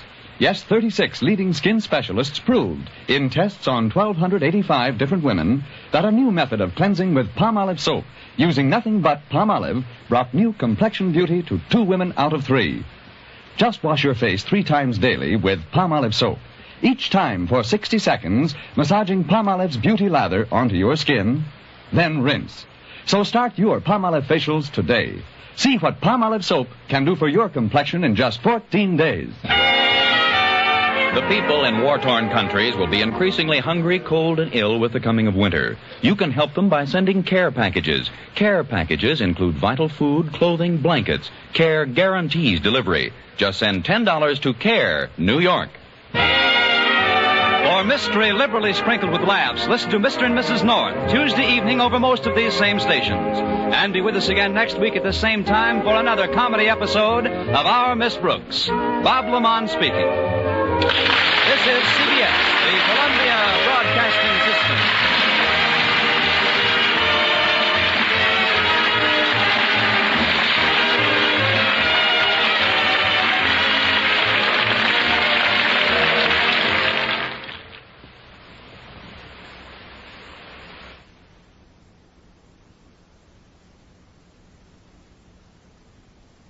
Colgate Dental Cream to clean your breath while you clean your teeth and help stop tooth decay, and Luster Cream Shampoo for soft, glamorous, caressable hair bring you Our Miss Brooks, starring Eve Arden.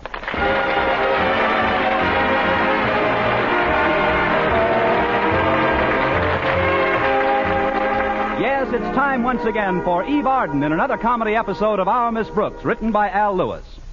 Well, the football fever is sweeping through our schools once more, and Madison High School, where our Miss Brooks teaches English, is no exception. No, indeed. Most of the kids at Madison eat, sleep, and talk nothing but football.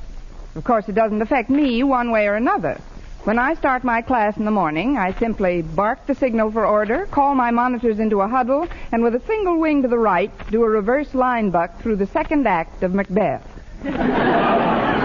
Last Last Wednesday, when Walter Denton, one of my pupils, joined my landlady, Mrs. Davis, and me at breakfast, I chided him about not doing his homework properly.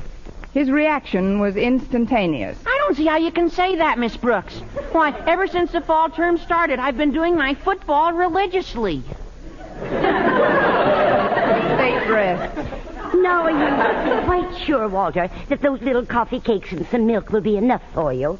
No, ma'am. But that's all I've got in the house. Oh, then it'll be enough. This boy's a realist. I wish I had something else to offer you. A growing boy should eat a big breakfast, especially an athlete like Walter. Athlete? Yeah, I told Mrs. Davis about it before you came into breakfast, Miss Brooks. I'm going out for the team this year. I've just got to get my letter. You? But, Walter, you don't seem to have too much aptitude for athletics. Who hasn't? Well, the only reason I didn't make the football team last year was because I hurt my arm trying out for the baseball team.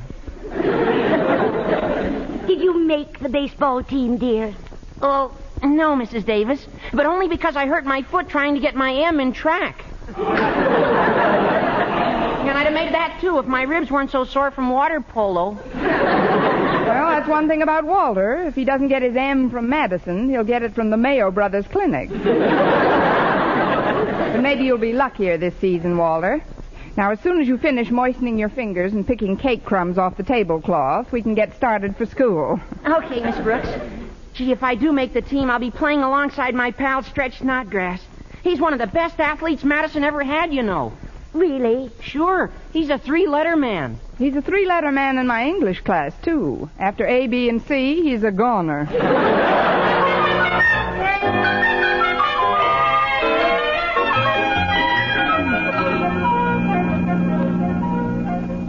Well, we're almost there, Miss Brooks.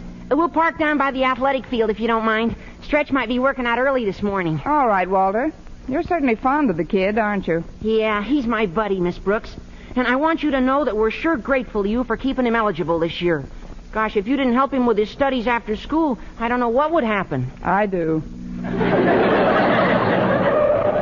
Well, here's the football field. I'll just roll up these windows and lock the door. Well, you've got the ball. Why aren't you running with it? Gee, it came right through the window. Are you all right, Miss Brooks? If I am, I owe it all to my shatterproof skin. Gee, I'm sorry, folks. I don't usually kick them that crooked. Oh, that's okay, Stretch. Gosh, look at all that glass. Lucky the laces weren't cut. That football is school property. Well, I'm school property, too. Let's take a look at my laces. Well, I'm sure glad you're okay, Miss Brooks. Well, the reason I'm working out this early is because they're remodeling my room at home, and I had to sleep on our drafty back porch, and I got a bad king in my leg. You got a king in your leg? Yeah, you know, like when you pull a ligament. Yeah, those ligaments can sure cause a lot of trouble.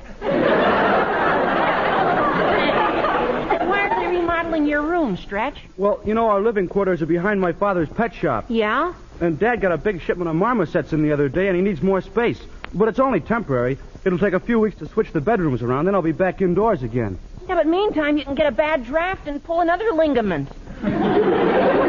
Or even bruise a tendon. No kidding, Stretch. You got to find another place to sleep. Walter's right, Stretch. Wait a minute. Haven't you got an aunt who lives alone? You mean the one you met at the movies the other night? Yes. She seemed inordinately fond of you. Oh, that's just the way she acts. She really likes me.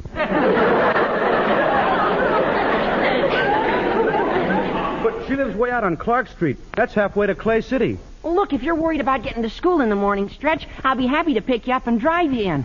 After all, if we're going to be on a football team together, we'll be practicing a lot in the mornings. Gee, that's awful nice of you, Walter. I'll call Aunt Mimi before school this morning. I'm sure she won't mind, and then I'll have my dad move my things out there in our truck. Oh, great. Maybe the marmosets would carry them over for you. Well, I'm sure glad you got the idea for me to move, Miss Brooks. That porch is pretty drafty. Well, I'm going to practice a little while longer. Well, how about you, Walter? Want to work out? Oh, sure, Stretch. How about you, Miss Brooks? Want to watch? No, thanks, Walter. I'd better get into school. Mr. Conklin wants to see me before my first class. Well, okay, but you don't know what you're missing. Old Stretch here sure has an educated toe. Good. Let's hope it may one day spread to his brain.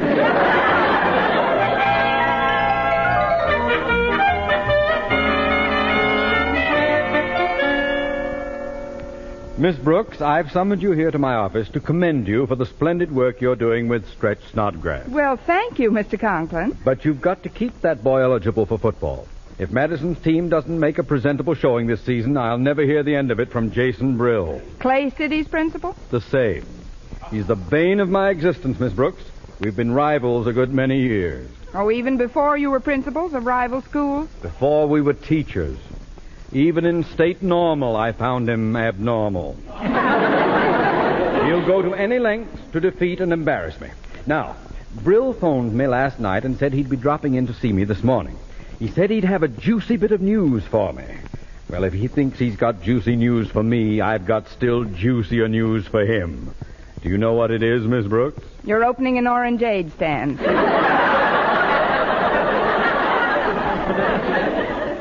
Please. I just learned that Biff Mooney, one of the greatest college football players, is interested in a high school coaching job in this part of the country. I've already opened negotiations for his services by mail, and it's a foregone conclusion that he'll accept my offer. I can't wait until I see the expression on Brill's face when I tell him about it. In some states, that laugh would be banned. Come in. Well, good morning, Osgood. Good morning to you, Jason. I have a juicy bit of news for you this morning. Well, I have a juicy bit of news for you, too, Osgood. Oh, pardon me. How are you, Miss Brooks? Juicy, thanks. Yeah, Osgood, I've just signed Biff Mooney to coach the Clay City football team this season. Well, isn't that nice? Now I'll just tell you what I've got up my... Biff Mooney! Remember that expression you were waiting to see on Mr. Brill's face? Yes? You're wearing it. Now, see here, Brill. In the first place, I don't believe a man like Mooney would be knucklehead enough to sign with your outfit. But even if he has, a good coach can't make a team without material. Material? Why, last season our backs went through your line like it was damp cheesecloth. Well, it's not going to be that way this season, Mr. Brill. Go ahead, Miss Brooks. Tell him. This season, it's going to be dry cheesecloth.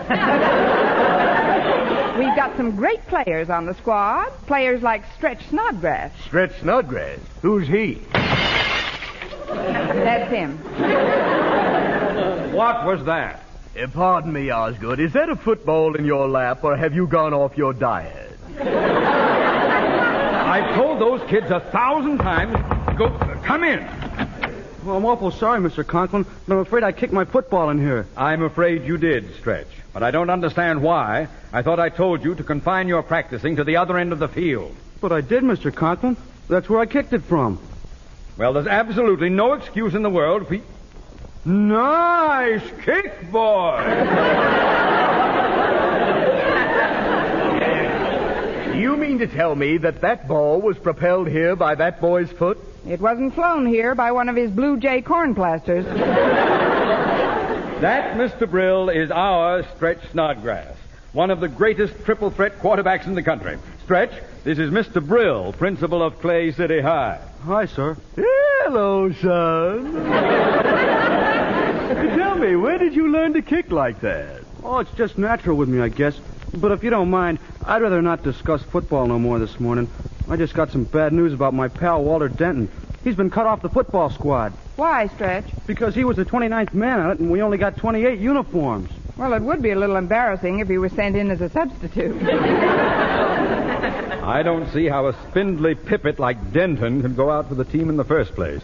He couldn't carry a football in a wheelbarrow. Please, Mr. Conklin, you're talking about my pal. There's nothing he wouldn't do for me.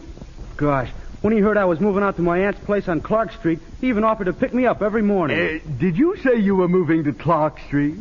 Yes, sir. It's way out in the 3900 block. Yeah, but that's halfway to Clay City. Why, you're in a district that... Why don't we have lunch together this afternoon, boy? Say in the school cafeteria? About 12? Just the two of us?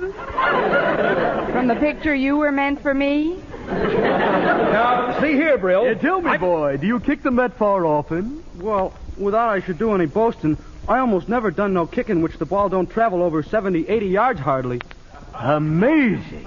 And how do you pass? In English, by the skin of his teeth.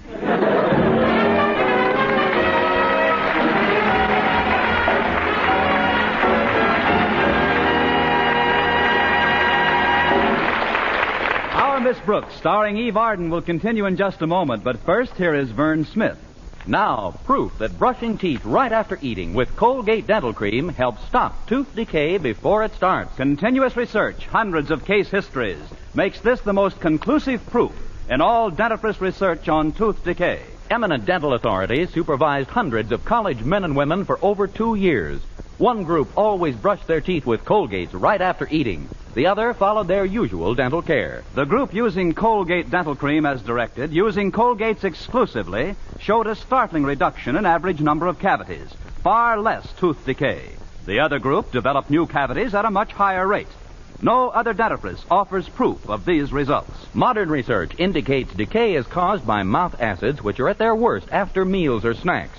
When you brush your teeth with Colgates right after eating, you help remove acids before they can harm enamel. Yes, Colgates contains all the necessary ingredients, including an exclusive patented ingredient for effective daily dental care. And remember, Colgates cleans your breath while it cleans your teeth. Always use Colgate Dental Cream right after eating to help prevent new cavities, help stop tooth decay before it starts.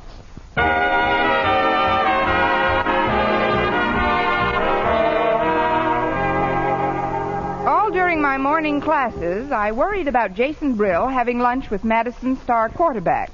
When I communicated my fears to Mr. Conklin, he said, Miss Brooks, we've got to find out what that blackguard is up to at all costs. So when lunch period finally rolled around, I followed the blackguard into the school restaurant and borrowed an apron from one of the girls behind the steam table. Come over here to this corner table, Stretch. We won't be disturbed here. Okay, Mr. Brill. Now, sit down, my boy. Now then, there's something I must talk to you about in strictest confidence. In strictest confidence? It concerns your football career. Who gets the lima beans? Miss Brooks, I thought this was a self-service cafeteria. Oh, it is, Mr. Brill, except when we have a distinguished visitor like yourself. Then I like to see that he's well taken care of. I brought you each the blue plate. Just what I wanted. Succotash and lima beans. Thanks, Miss Brooks. You're perfectly welcome, Stretch. Now, please continue with your confidential conversation, gentlemen. You were saying, Mr. Brill, that you wanted... Yeah, I wanted to tell you what a lovely day it is. Sun shining, not a bit humid. Although cumulus clouds do seem to be gathering in the east. In fact, it looks like we might be in for a bit of a blow. If this is going to be a weather report, I might as well blow, too. I'll go get some dessert for you. Do that. Now then, Stretch, I'll come right to the point. In your present address on Clark Street, you're eligible to enter Clay City High, and that's what I want you to do. Transfer immediately. Transfer? From Madison? Exactly. You said yourself that your pal Walter Denton couldn't get on your football team because there's no uniform for him. Isn't that right? Yeah, but... Well, every American boy should have the right to play football. Shouldn't he? Of course he should. Now, with you off the Madison team, there'd be another uniform available for Walter. Well, I never thought of it like that. Well, think of it. Gee, on account of me, Walter won't get to play at all. He'll never get his letter in. Gosh, fine pal I am. Yes, I don't know why he even talks to you. Now, Stretch, I've got to get back to Clay City High at once, but I've arranged for our new coach, Biff Mooney, to meet you outside your main gate after school. Biff Mooney? Is he your new coach? Yeah, of course. Now, Biff will accompany you to your parents, Stretch, and get their consent to the transfer. It's just a formality, you understand. Yes, sir. I guess if it's going to help Walter, I'll have to do it. But I hate to think of what Mr. Conklin will say when he hears about this. Don't forget about Mr. Conklin. We know that what we're doing is right. It's for our pal's happiness. There's absolutely no reason to be afraid of Mr. Conklin. Then I'll go right down and ask him for the transfer. You wait, boy. Wait till I get out of the building.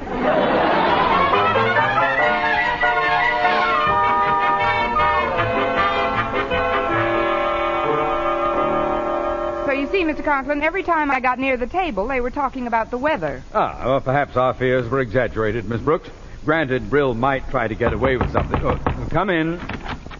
Well, it's Stretch Snodgrass. Come right in, my boy. Sit down. Here, take my chair. Sit by the window. Shall I open it for you? Do you want the fan on? Hot towel, pedicure. Mr. Mr. Conklin, you don't know what I'm here for. If you're worried about that window you broke this morning, forget it. What a kick that was.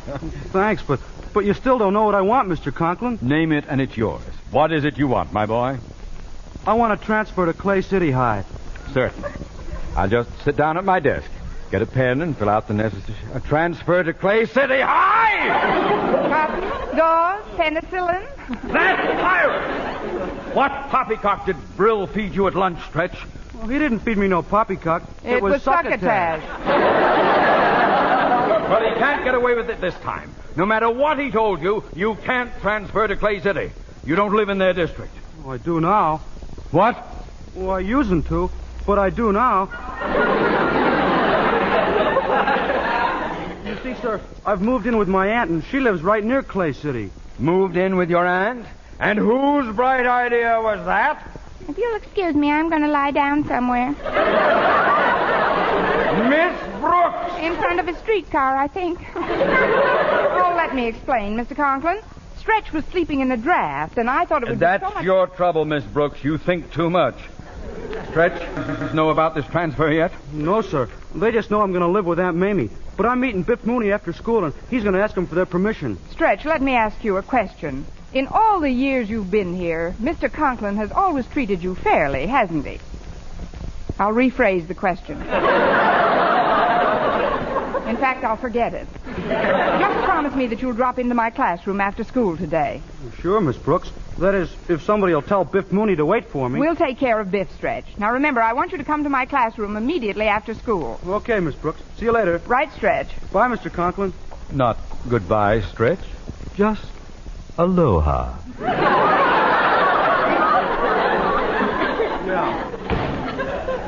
Well, Miss Brooks, it was you who got us into this situation. And I'll get us out of it. And I think I can, Mr. Conklin. I think I've got a plan. A plan? Supposing, instead of being taken to Stretch's house, Biff Mooney were taken to my house. I don't understand. Stretch wouldn't take him to your house. No, the real Stretch wouldn't. And Stretch's real parents won't be there either. But Biff Mooney doesn't know Stretch from a hole in the ground, does he? Well, come in. Oh, it's Walter Denton. I was just looking for Harriet, and I Mr. thought... Conklin, shake hands with a hole in the ground.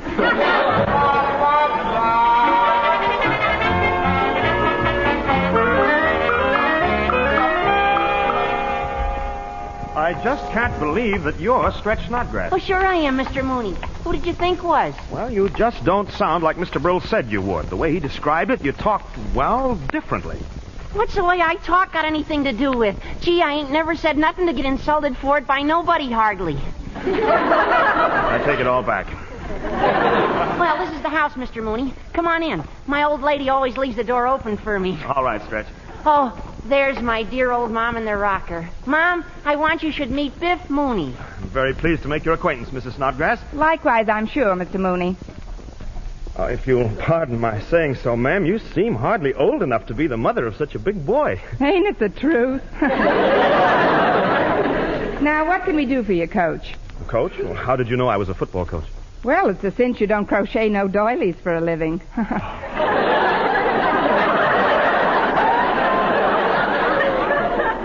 What a built on him. He wants me to transfer from Madison to Clay City High, Ma. Oh, now that's a serious step. I know it is, Mrs. Snodgrass. You see, it's for the boy's own good, and that's why I'm here today, to get you to acquiesce. Stretch, this guy's getting fresh. Trun him out. Don't you see, ma'am, we just want your sanction. My what? You're okay. You're okay, too, but what do you want? We want Stretch to transfer to Clay City High. Well, I don't know. This here Madison learns him pretty good. I think we'll keep him where he's at. Oh, please, Mrs. Snodgrass, now don't be hasty. Maybe we should discuss this with Mr. Snodgrass as well. Oh, sure. Pop's right in the next room. I'll call him. Come on in here, Pop! Meet the little man, Mr. Mooney. Oh, I'm delighted to know you, Mr. Snodgrass. Yous are too kind. We'd like to get your permission for Stretch to transfer to Clay City High, Mr. Snodgrass. Oh, it's a wonderful school. Nothing doing. Transfers is for streetcars. No, our boy wouldn't be happy in no Clay City High. That there school just don't offer no advantages, no how. all for nothing, nohow. Well, I don't see how you folks can talk like this. Believe me, it ain't easy. I gotta go get supper ready, Pa. You get rid of, say goodbye to Mr. Mooney for me whenever he leaves. Like, right away, I hope. Okay, Ma. See you later. Well, I guess that's the story, Mr. Mooney. No, now, wait, Stretch. Mr. Snodgrass, if you let me tell you something about Clay City... Nothing doing. I ain't taking any chances with my only child's happiness. I love this boy.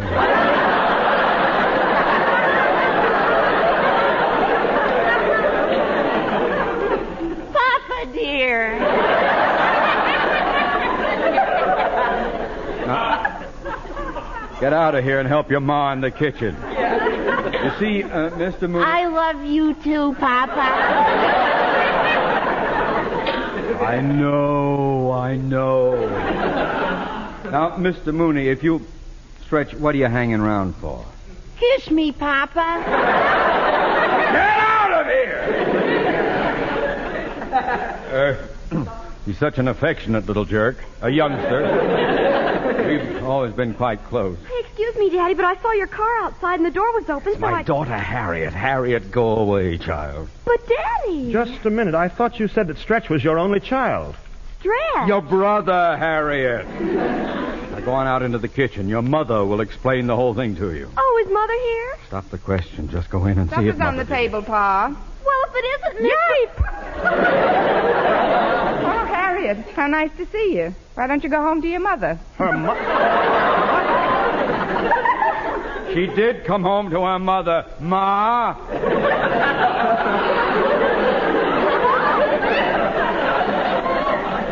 I don't understand. I guess it's time we told you, Harriet. I am your mother.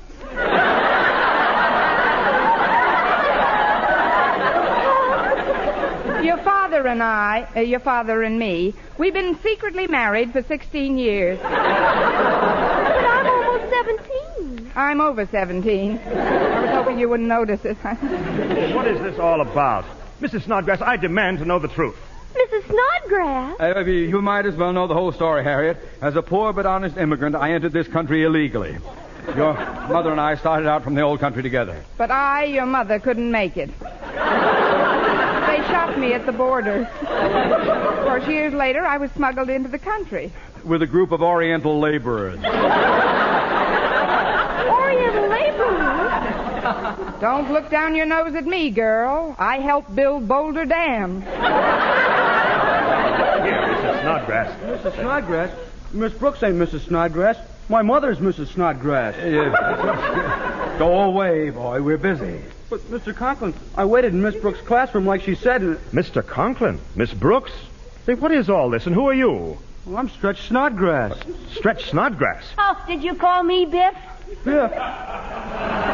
Are you Biff Mooney? Well, I was when I came in here, but right now I was... Oh, it was absurd to think that this ridiculous scheme would work. This is the real Stretch Snodgrass, Mr. Mooney. If he wants a transfer, I guess there's nothing we can do to stop him. And after all that iodine I used at the border. But I won't need no transfer now, Mr. Conklin. That's what I come over to tell Miss Brooks. I talked to the manager of the football team just now, and he said they're getting another uniform, so Walter can be on the team, too. Oh, boy, that's great, Stretch. Hey, instead of living with your aunt, you can move in with me. You can move in with me. You can move in with... You can sleep in the gym.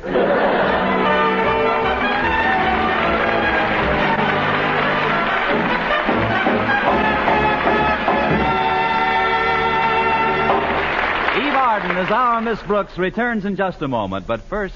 Dream girl, beautiful luster cream girl. Tonight, show him how much lovelier your hair can look after a Luster Cream shampoo. Luster Cream, world's finest shampoo. No other shampoo in the world gives Kay Daumit's magic blend of secret ingredients plus gentle lanolin. Not a soap, not a liquid. Luster Cream shampoo leaves hair 3 ways lovelier.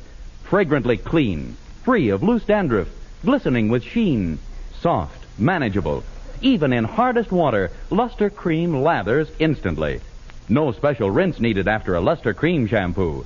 so gentle, Luster Cream is wonderful even for children's hair. Tonight, yes, tonight, try Luster Cream Shampoo.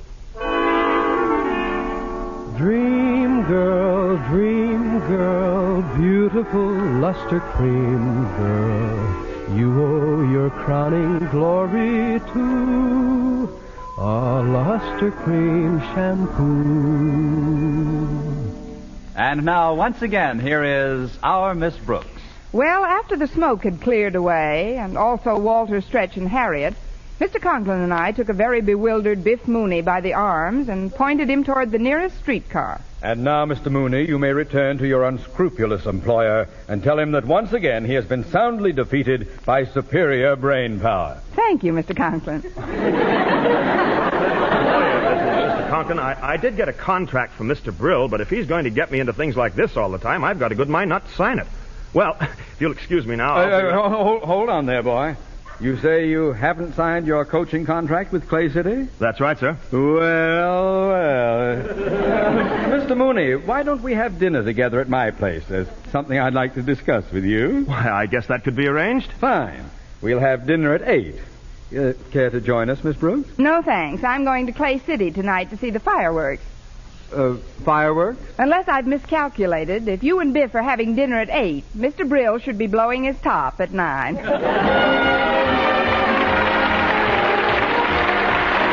Next week, tune into another Our Miss Brooks show brought to you by Luster Cream Shampoo for soft, glamorous, caressable hair and Colgate Dental Cream to clean your breath while you clean your teeth and help stop tooth decay. Our Miss Brooks, starring Eve Arden, is produced by Larry Burns, directed by Al Lewis, with music by Wilbur Hatch.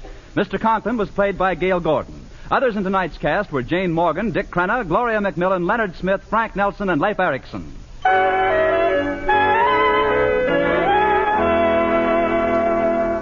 Men, do you shave with a lather or brushless shave cream?